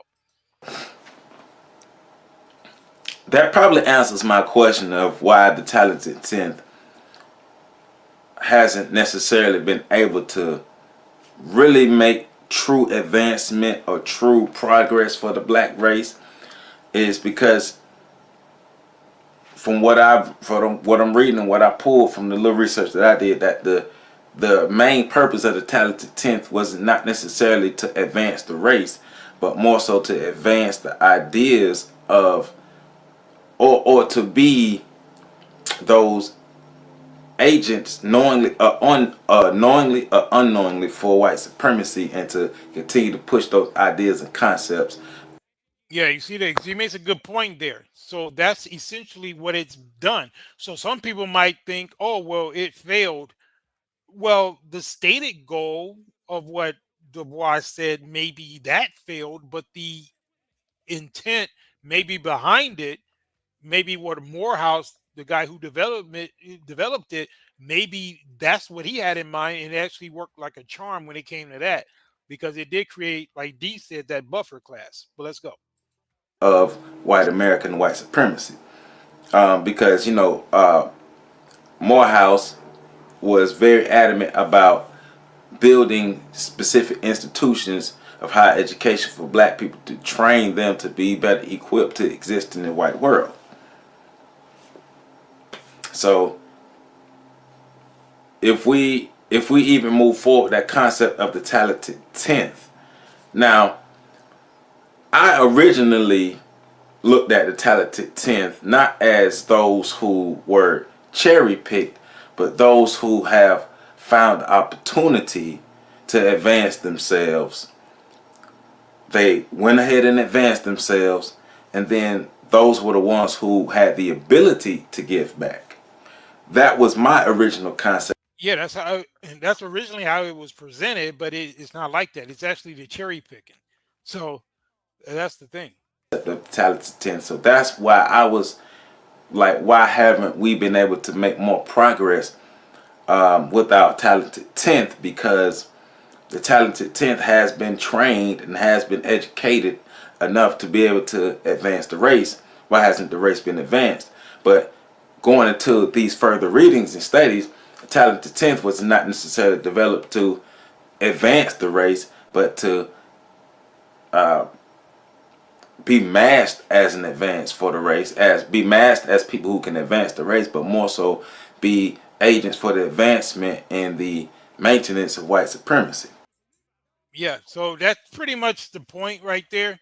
So, it's very interesting and ironic that she would mention W.E.B. Du Bois, in terms of what her overall mentality is. So I just found that to be pretty interesting. But let's get a little bit more of this foolery that she got to say. But let's get it. Like only those who had access to certain privileges. He didn't necessarily name all of the privileges. I mean, he talked about education privilege and stuff like that. But yeah, so that's what the talented 10th is. So when it comes to the exoticals who have a fluid identity, I believe that they do subconsciously believe in the concept of the talented 10th. And yeah, so we just broke down what the talented 10th really is. So what concept do they believe in? Do they believe that it's supposed to be those talented ones who are coming back to, elevate the rest of the people? Or is it that buffer class, the ones that just want to come and exploit and then, use the people for their benefit. So, based on what she's saying, I think it would be the latter. But let's go. I do think that if you are an exotical, if you're benefiting from certain privileges, this channel is basically the privileged women of the Black community. So you do have more access. You have access to the quote unquote talented 10th. And when I say that, when I'm discussing like Black men or Black women, whatever spaces you like to hang out in, what I'm talking about on this channel is those that are in the top 10% of income. By the way, I looked it up. The top 10% of income would be around $191,000 per year and above. So that would mean that like you would be a local dentist, like a dental surgeon can make that. Maybe like some STEM jobs can make that. A chief marketing officer can make that amount of money. So one of the reasons that some exoticals abandon the Black community is because when it comes to interacting with the talented 10th of Black men or Black women, if you want to have friendships with those types of women, that's a very small group of people. Now, let's be very clear. Some of us have been able to achieve those type of goals, but that's very rare across all groups. Now, it may be smaller, relative, on a percentage level, but these exoticals aren't going to get automatic access to the top 10 guys of any race. In fact, they have a better chance of getting it within the Black community because of this exploitative brainwashing that has happened, where Black people, some of which we see waning, but it still kind of exists in certain pockets where they still kind of, because of their own self-hate and brainwashing, they still try to elevate these people with, from these outside communities with these, different features and so forth, because they look down upon themselves. So there may be still those guys who are successful in. I brought him out before because he's a very good case study, which is Matthew Knowles, who was the father of Beyonce. He's a classic example. He's a businessman, became successful, and obviously was able to cultivate his daughter to become, who she was, which is Beyonce, a singing star, right? But his upbringing was, even though he's an unambiguous Black man, his mom taught him to hate the Black phenotype to the extent that he was told by her to not bring home a nappy-headed Black woman. Therefore, this was ingrained within him to the point where he got with Tina Knowles, who he thought was a white woman, which that was something that was ingrained in him. And, you could obviously count him as part of that top 10% or whatever. But look at the amount of psychopathy and brainwashing and self-hate that came about for him to be programmed by his own unambiguous Black mother to hate what was essentially her phenotype, to go out and seek another community. So that type of inherent brainwashing doesn't exist in other communities. So for this Exoticals United to think that these quote exoticals will go to these other communities and get all of these different men who are cultivated a lot differently, who are cultivated to actually love themselves, they're not going to put an exotical on a pedestal because they think their own women with their own inherent phenotype is above them. That's why when you look at the NBA and you look at the exoticals and who they go for, they're going for the Black guys, because the white NBA players or the white football players, they're not checking for those exoticals. They may bust them down every now and again, but they're not taking them home to mama. So that's why there's a disproportionate amount of these exoticals who like to float around these type of places, because I've been in some of those spaces too. I've seen it with my own eyes. I've been outside the fancy clubs and had the exoticals come up to me.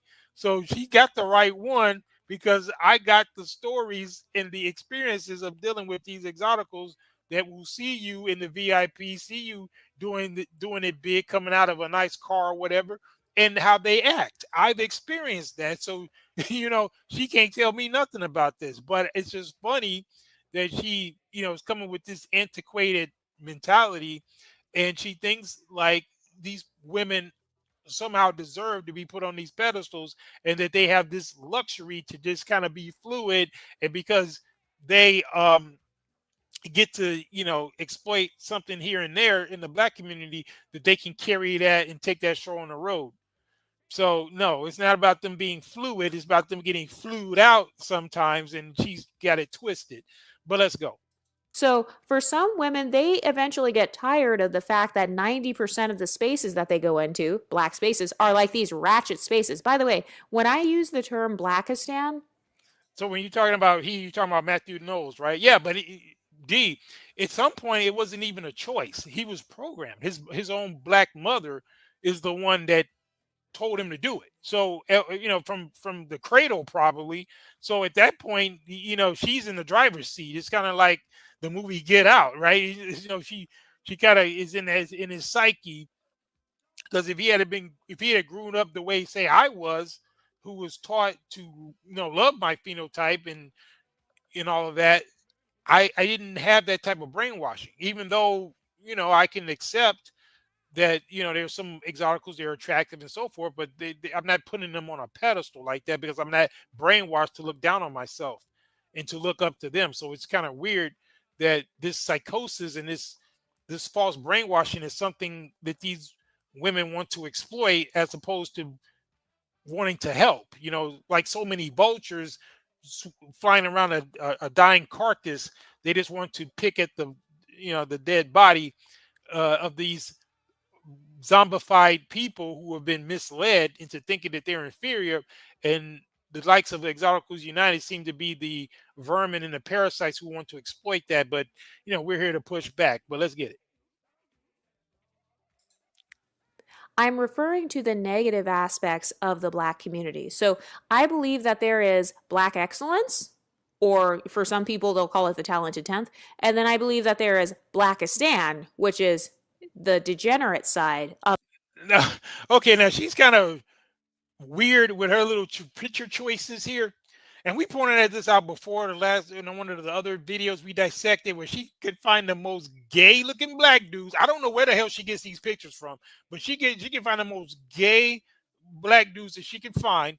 And you notice when she showed what she would consider to be a black family, she showed the Obamas, when Obama is, multiracial or biracial, whatever. So she didn't even have the decency to get an actually unambiguous black family and explore and show that as a family. And I know somebody might say, well, she wanted to use somebody everybody would know. Well, you could have chose Denzel Washington and his wife, or somebody like that, right? Where you had to choose the Obamas. That if anything, that underscores my point as opposed to yours, because I'm showing the dysfunction to the point where they can't even define what an actual black family is. But it's weird. And then you got these guys. She didn't even show a hood chick. She showed a bunch of gay. Well, one of these guys, or at least two of them, look to be multiracial as well. So this woman's a weirdo with her pictures. But let's get it. Of the black community. So some people do believe that the majority of the black community is more degenerate versus like Michelle Obama. Like when I'm thinking of black excellence, I think of like Michelle Obama. I'm thinking of like Viola Davis. I'm thinking of those types of people, like that community of people. That's kind of what I'm thinking of. Okay, so that's her definition. The actress Viola Davis and Michelle Obama, right? So that to me is kind of limited. There's a lot of different types of black excellence. There's women and men who are just working in different fields. They don't have to be out where everybody knows their name in public. They're doing good work behind the scenes, the unsung heroes, if you will. So women like her, they can only aggrandize people who are in the bright lights. They don't see all the people who are doing, the microbiologists, the astronauts, the people who are working at NASA, the people who are working in different STEM fields, medical fields, all of that. That's black excellence too. The inventors, all of that. It doesn't always have to be the basketball players and the politicians, which are just actors as well. So it's just kind of weird how limited a lot of these women's points of references are with regard to what black excellence is. But let's get it. I'm thinking of like a Barack Obama vibe. I'm thinking of, a lot of people in the MLS community end up being in kind of these high level spaces. I'm thinking of like Barack Obama or like Kenya Barris or like, well, even Barack Obama. I guess that's her go-to. A guy who, so her definition of black excellence is a biracial man. So that lets you know how distorted her viewpoint is. Well, let's get it. Tyler Perry and Oprah. These are people who have kind of cultivated their own space. Oh, and Tyler Perry, a guy who wears a dress, and Oprah Winfrey, who is rumored to be possibly connected to the Diddler. So that's the best she can do, huh? Okay.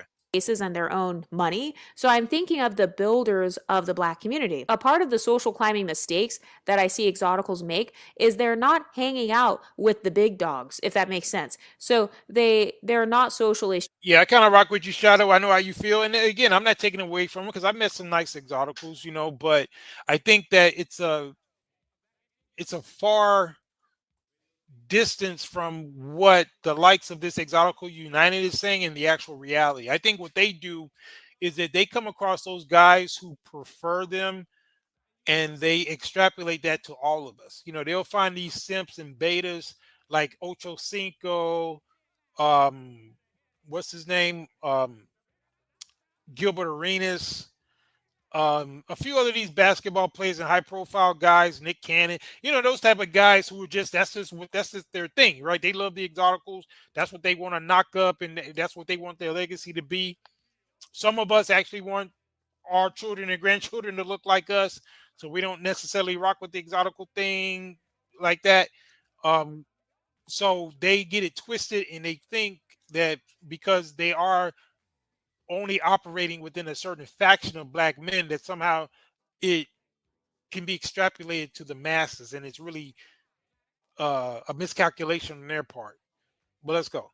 Strategic. So if you looked at that woman's video where she was talking about how basically her life got screwed up by hanging out in the black community, if I'm not mistaken, I believe she was on some TV show. It was kind of like a dating show. I don't remember if it was Flavor of Love or one of those types of shows, but hanging out with the black men who appear to be in the top 10%, but they're really not.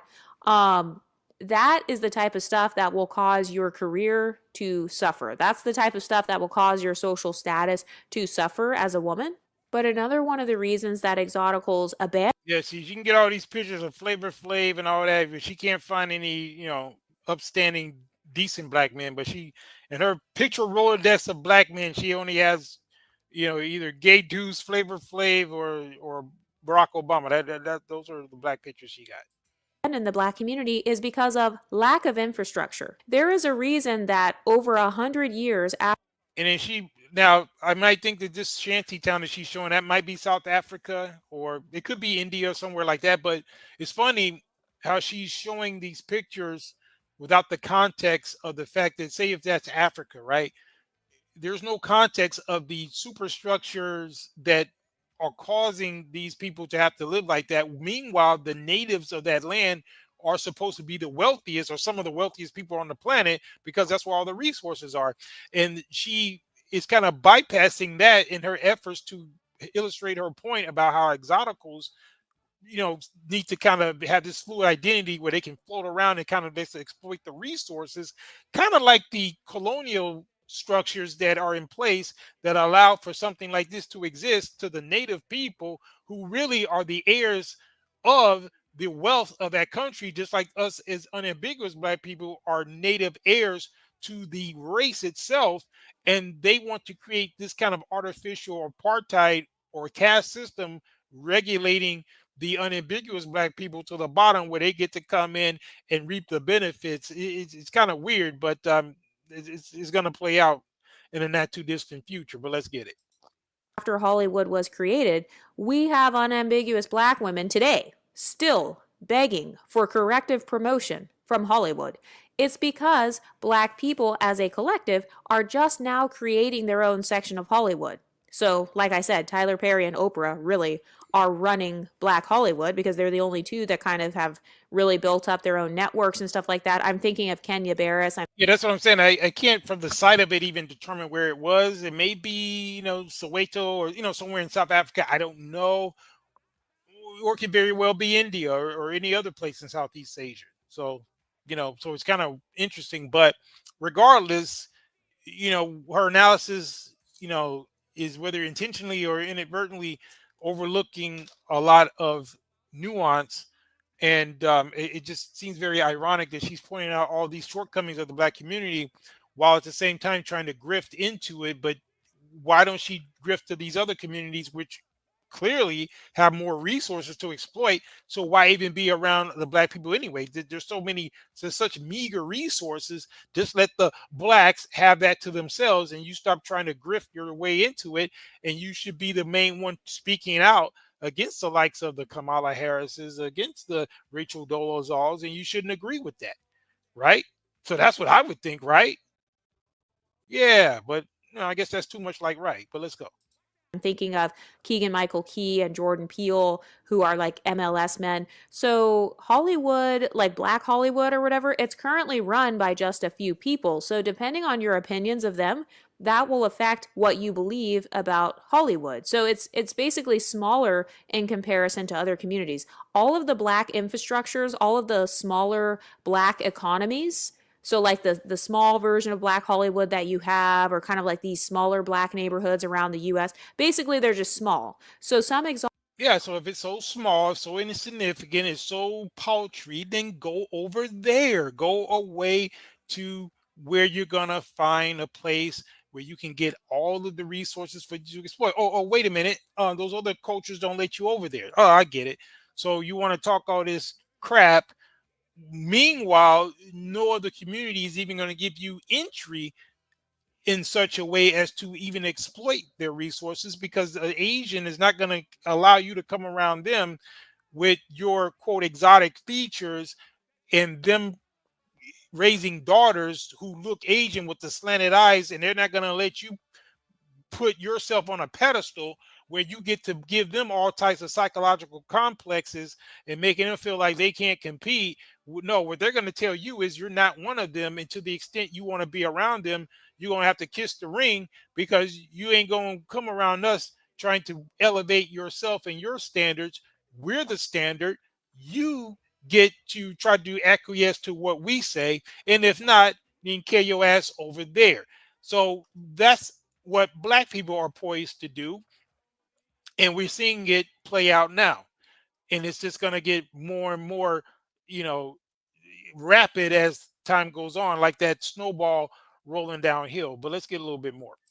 Exoticals, they want to go to bigger spaces. They want to be in front of a bigger audience, or maybe they want a bigger stage for themselves. They want more money or whatever. So this is why, in terms of Hollywood, you see people like Okay, so if they want all that, here's a novel idea. Why don't they build it themselves? Why don't they create an exotical wonderland where they get to all get together, put their heads together, come up with their own standards, and then you're good. Why do you have this parasitic nature that you feel like you gotta be this mercenary, that you gotta go to the highest bidder? Oh, Black people over here, yeah, I can't exploit them right now through the fact that they may not have the resources, or they're shutting me out or whatever. So therefore, I got to go somewhere else. But my question is, where are you going to go? That's the first question. And then number two, why are you not creating your own communities? I'm talking about the ones who have this mentality like her. Now, for the ones who may be of a mixed background, but then they don't have this exploitive mentality and they actually want to contribute to the Black community. Like I said, I'll use him as another example, Dr. Claude Anderson, who's clearly a multiracial type guy, but he identifies with Black, and he actually brings, what I would consider to be some good ideas and, a genuine concern, right? So, and they are very exploitative and parasitic, if she comes off to be, then what gives you the right to be criticizing anything? Just like a guest in your house who's a homeless person who don't have a home of their own, but they want to come in your house and criticize the way your drapes look. I mean, get your ass up out of here. You don't like my decoration? Carry your monkey ass down the street. I don't need you up in here criticizing me. You need to come, humbly, because you are a guest. But no, they want to come. If they don't get the big piece of chicken at the head of the table, then they're saying they're going to turn the table over and leave. No, how about we don't let your ass in to begin with? That's what I'm saying. But let's go. Zendaya. I don't think I've ever seen Zendaya in a Tyler Perry movie. Zendaya, she was on like Disney Channel, and like, you know, she's kind of she goes more so to the non-black spaces in Hollywood. So Okay, now she's talking about Zendaya, right? Let me show you guys something. Because I didn't even know who this broad was, but I saw a picture of her parents, bro. And I gotta tell you, it explains everything.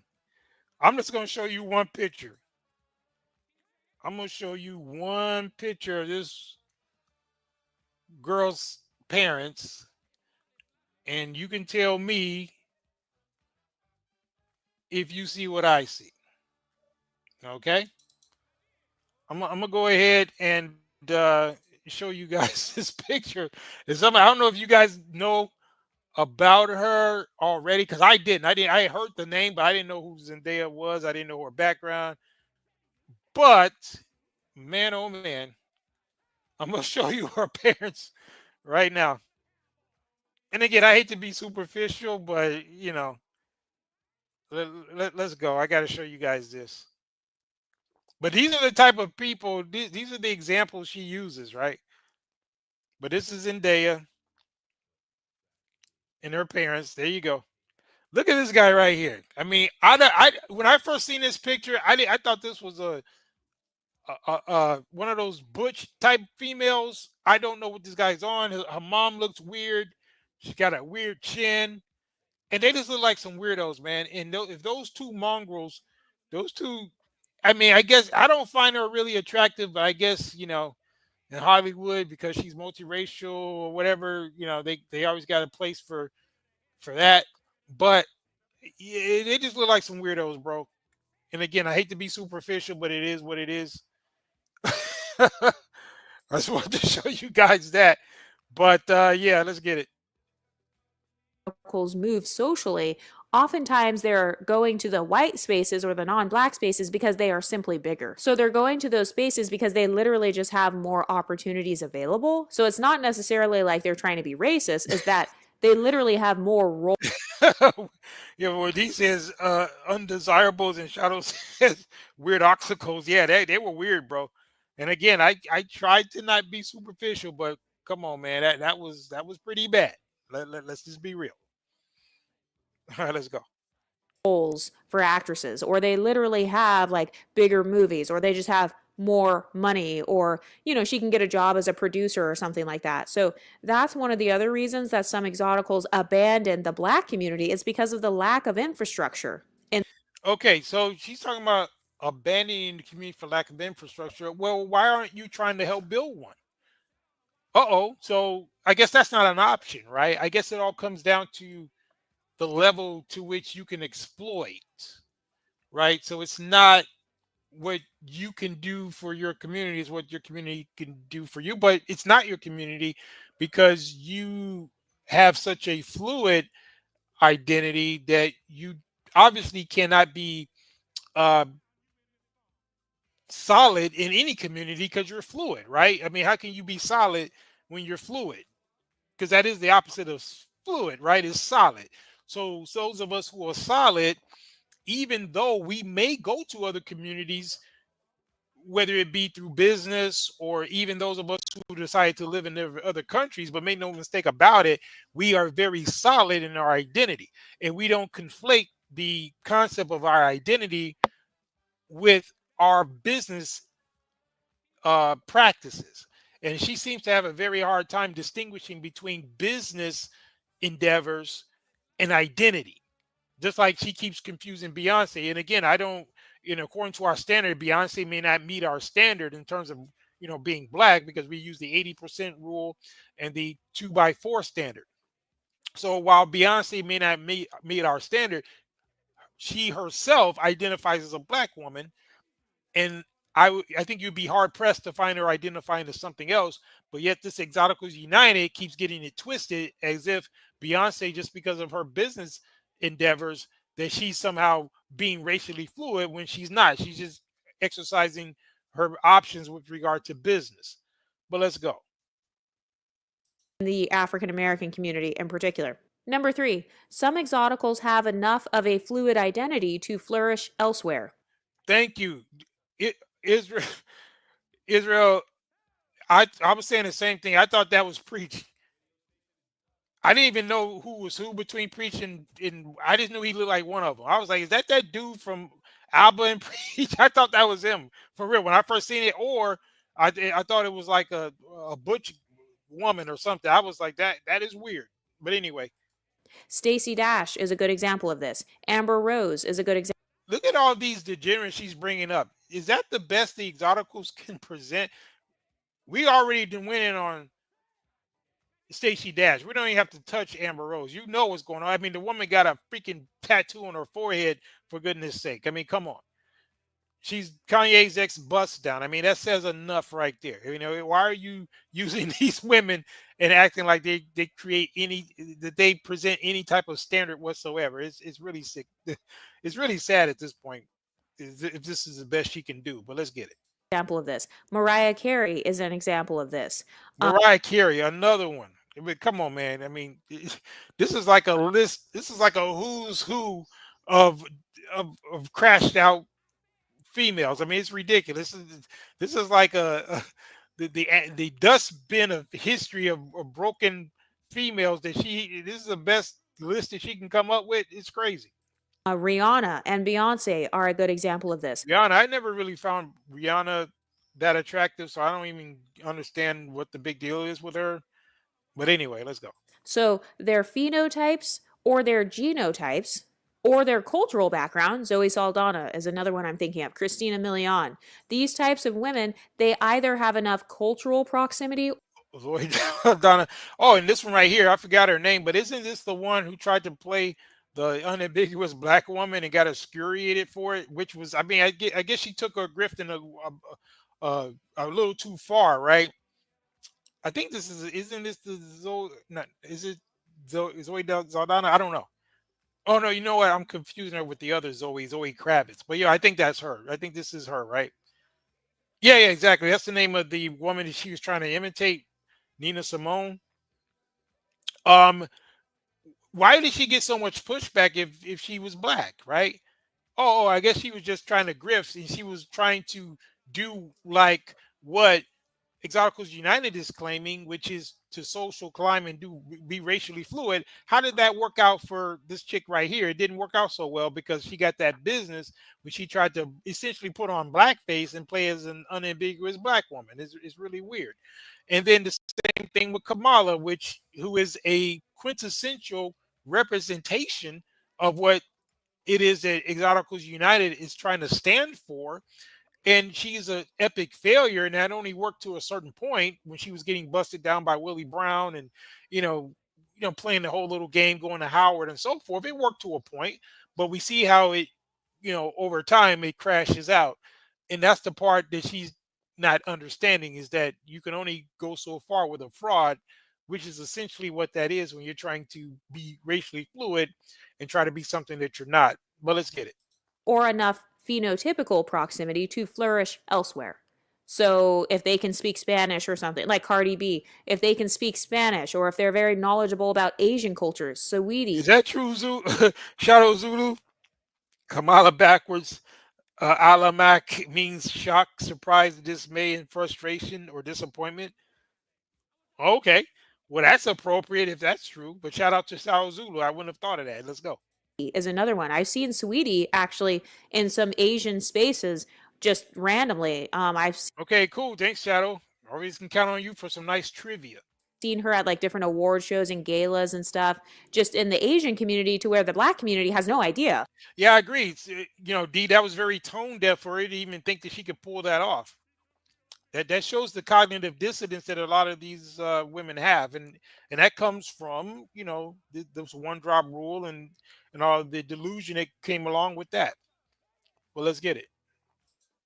That Saweetie's career is still afloat. A lot of people think that Saweetie is surviving just based on colorism. That's actually false. Saweetie spends a lot of time in Asian spaces. I'm thinking of women like Janae Aiko. So if the Exotical has enough of a fluid identity to know where to go in the non-black spaces. And you know what's so weird? She keeps talking about this in terms of a fluid identity. I'm an unambiguous black man, and I'm probably more cultured than her and many of the Exoticals she knows, because I doubt if any of them can even speak another language. I can. I doubt if any of them have lived extensively in another country. I have, and I don't believe she's even traveled to as many countries as I've been in. What she's confusing is someone being like a Renaissance man like me, who likes different cultures, who is well grounded and solid in who he is, but still can enjoy other cultures without talking about being racially or having this fluid identity, which is nonsense. But you see how ridiculous it is just because someone can go and enjoy a Mexican dinner and then next week go to a Chinese restaurant or get some sushi or whatever, then she is she conflating that with someone, being racially fluid just because they enjoy different cultures or that they're able to financially benefit from different cultures? This is nonsense. But this is the type of foolery that she's telling her audience. And for our part, I'm just pointing this out to you guys to show you what you may be up against when you're dealing, in the West with a lot of these women and their delusion. And, I think it's important to push back at this, and specifically at those of us who are actually black and we see all of this wannabe exploitation going on, and and enough's enough. And I think that with the downfall of Cami and her failure to secure the presidency while grifting, trying to be a black woman, speaks volumes to that. And I think it's very appropriate, and as this whole thing comes full circle. Let's get a little bit more of this foolery and then we're going to wrap up. Let's go. She will utilize that to kind of get the money, or to kind of like hold her over. If essentially, Israel Young Lion, yeah, I mean, I think you summed it up pretty well there. Basically a double talking chameleon. Yeah, I'll go with that. The black community's opportunities dry up. So this is why some exoticals abandon the black community. It's because the opportunities dried up, maybe the money dried up, maybe the dating pool dried up or something, or the guys were dusty. Just what? Oh, okay. So you're the one that's trying to exploit a community and you can't get resources. So you're the one drying up. So you're dusty. But you see the projection there. So someone who's actually part of a community, who's the rightful owner or recipient, just like, if you look at the continent of Africa, you have the actual Africans that are supposed to be the heirs to the resources in the ground. That same propaganda game that the West plays when they try to say that Africa's the poorest continent when it's actually the richest, and they're coming in and exploiting the resources. Yeah, so it's kind of weird how that works. If anybody's dusty, it's the ones who are trying to exploit the actual resources. And to the extent you can't do that, then you have to find yourself grifting somewhere else. That looks pretty dusty to me. But let's get a little bit more. Whatever it is, whatever you believe about the black community, that's what happens to some exoticals as well. We're not idiots. We can see the flaws in the black community, just like how unambiguous black women and men see the flaws in the black community. Well, the difference is that we are actually the black community. That's the difference. It's not just we see the flaws. Just like over here, we go to town on the flaws in the black community. We call it out with precision and ferocity. That's what we do. But we have a right to, because we don't, unlike you, we don't talk about jumping ship, at least with regard to our identity, talking about we're going to go and identify with some other whole group. That's where, the rubber meets the road, and why it's problematic when you want to come around talking this fluid BS, that somehow you want to reserve the right for you to have some parachute that you could jump out of at will and then try to come back when you think you got something to exploit. It's just like if you got a cookout, right? And everybody, your family, everybody has brought something to the table, and it's your family cookout, and some bastard from across town somewhere who's loosely associated with you shows up with an empty plate wanting to cash in, but they didn't bring a goddamn thing. And then the moment they can't get something, then they off to the races. No. You either bring something to the table or don't show your ass up. It's as simple as that. And then you could be, associated with some respect, but you ain't gonna come around just trying to fill up your plate and then carry your ass somewhere else. No, that's the difference. And that's what I guess for far too long, a lot of them have been able to do because somebody wasn't watching the door. But that's what this, standard that we've implemented over here is for. But let's get a little bit more before we wrap up. What keeps Exoticals trapped in Blackistan is a lack of fluid identity and a lack of social strategy. So a good example of this is Giselle and Robin from Real Housewives of Potomac.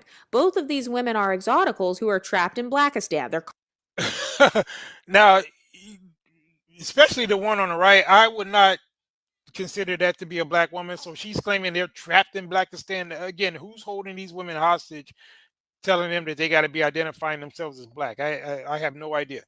Constantly getting cheated on by black men, constantly in drama by black men.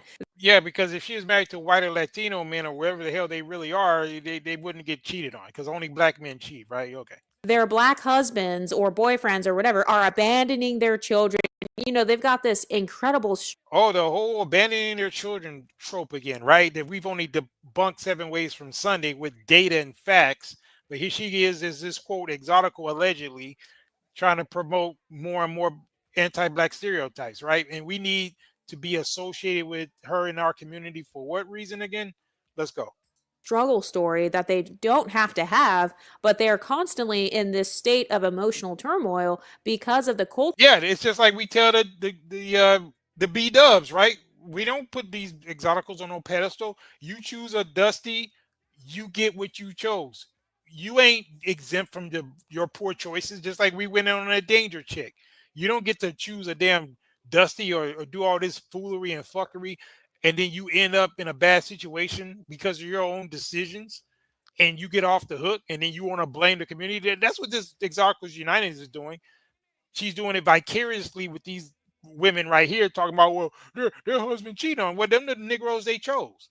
They could have chose some other types of black dudes that wasn't going to cheat on them, at least not that degree. But even if they decided to go with some men of another race, Latino men are notorious philanderers and going outside the race. White men too, all those different groups of men. So so I guess she's assuming that, like the danger chick, if these women had grifted themselves into another community besides the black one, then they may have not gotten quote cheated on. Ridiculous. But let's go. Cultural spaces that they choose to hang out in. They thought that maybe their pedestal would be better in the black community, but I think that a mistake that some exoticals make is they don't even try to go to the other communities. They don't even try to go to the non-black community. So they have no. And they're going to use this Jamal Bryant Negro right here. Now I'm not even sure if he's still with his wife with all the BS he was doing. So if she stayed with him, then that's on her, because we know this jackass right here, I believe that's Jamal Bryant. We know what he on. If y'all don't, know how he knocking up women in his church and whatnot. So if this woman chose to be with him and stick with him with all the foolery and fuckery he was doing in his church, then she get what she deserved. Bottom line.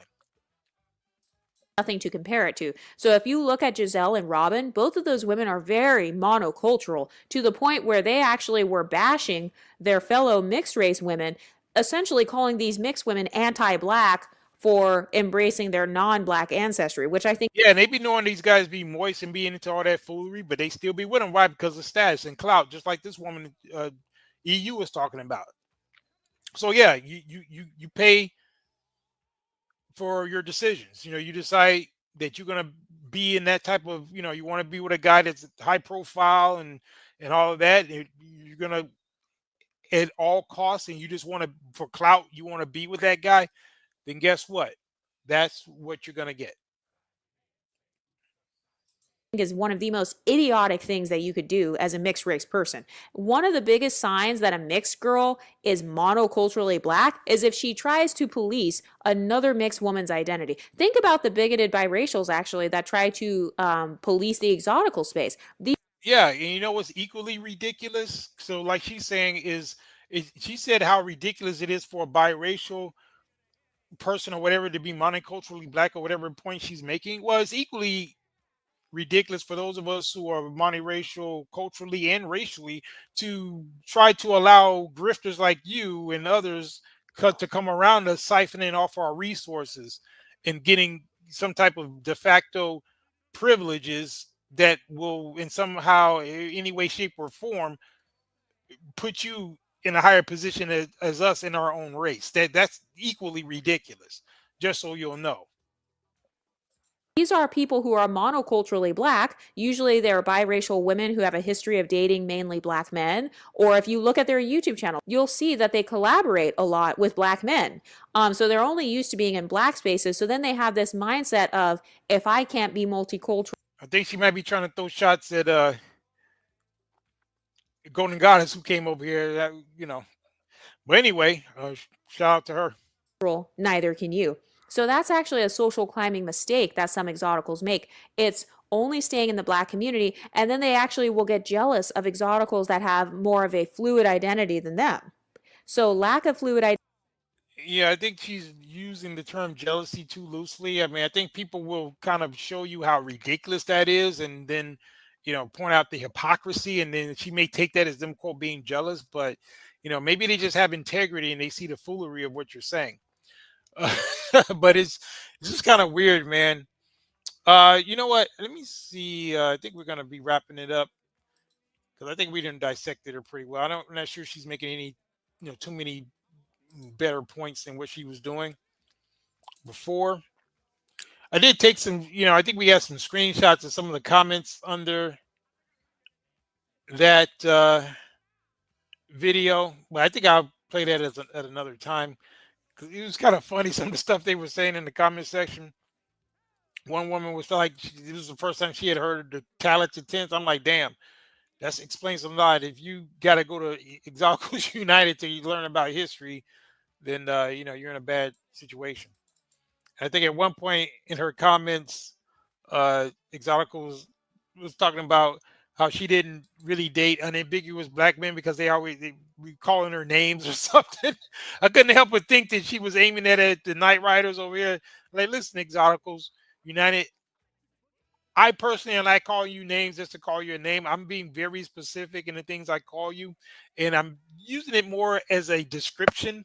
So, you know, and it's sad that she would think that somehow we feel like any type of loss because she doesn't date unambiguous black men. So, you know, trust and believe we're good. At least I know I am. I think yours is a experience that you know, we could live without. But I don't know what you guys think. But yeah, I think that her stated thing is that she only she doesn't date unambiguous black men, which is weird because a lot of the true exoticals do date almost exclusively unambiguous black men. So that speaks volumes to the fact that she's not really an exotical. The fact that she would even say that, because it happens to be a lot of divestors and who are actual black women who are trying to get out of blackness, and they had that position. In, you know, and other ex-boticals like her who use bleach, which reminds me, I'm going to end on this video to show you how deep this rabbit hole goes and how sick some of these women are. Because we know Exoticals United is a heavy bleacher, self-admittedly.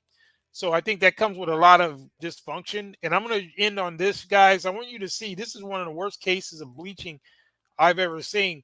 And this woman was so tone deaf that 90% of her comments were condemning her.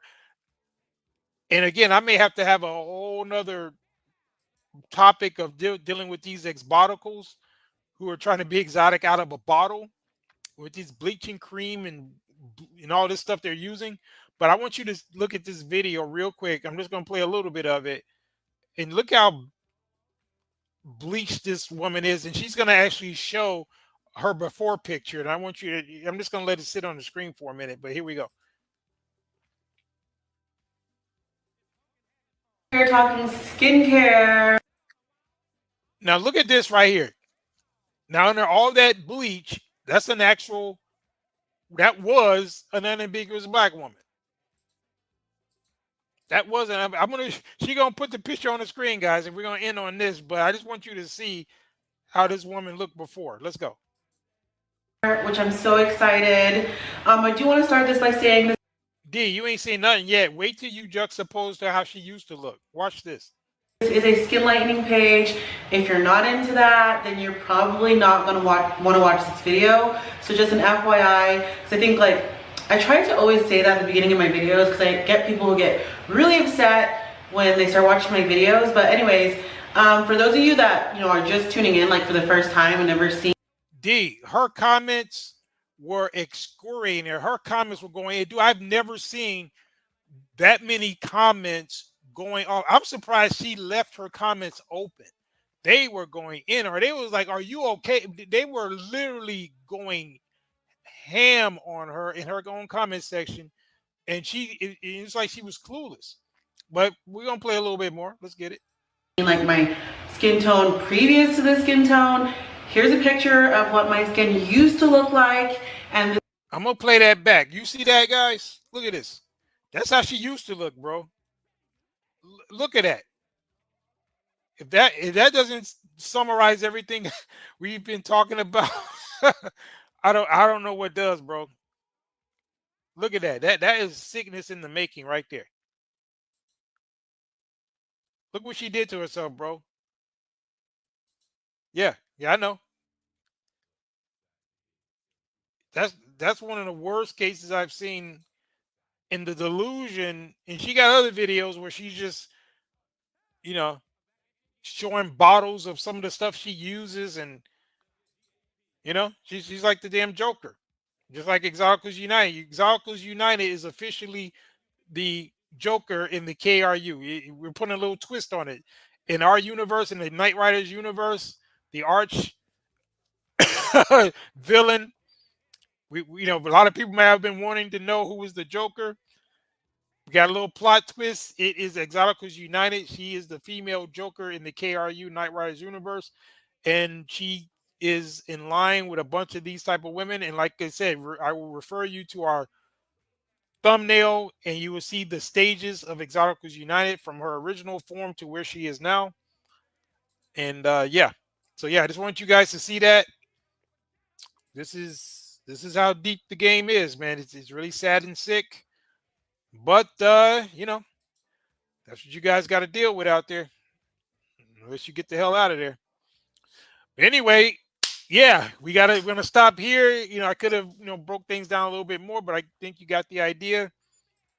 Yeah, but that's the type of mentality that the Exoticals United has, that a woman would do that to herself. And again, look at the thumbnail. Look at Exoticals United original chocolatey complexion to this pale thing that she has going on now, and you'll see the same type of mental sickness that you saw with that video I just showed you. So it's very disturbing, but that's what these women are doing to themselves. But they want to lead other women down the road to perdition, as if they have anything at all of value to really share with them.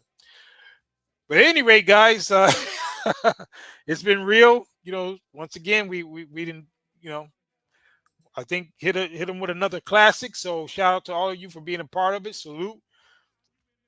Thank you guys for once again showing up and showing out. And we're going to end the way we always do.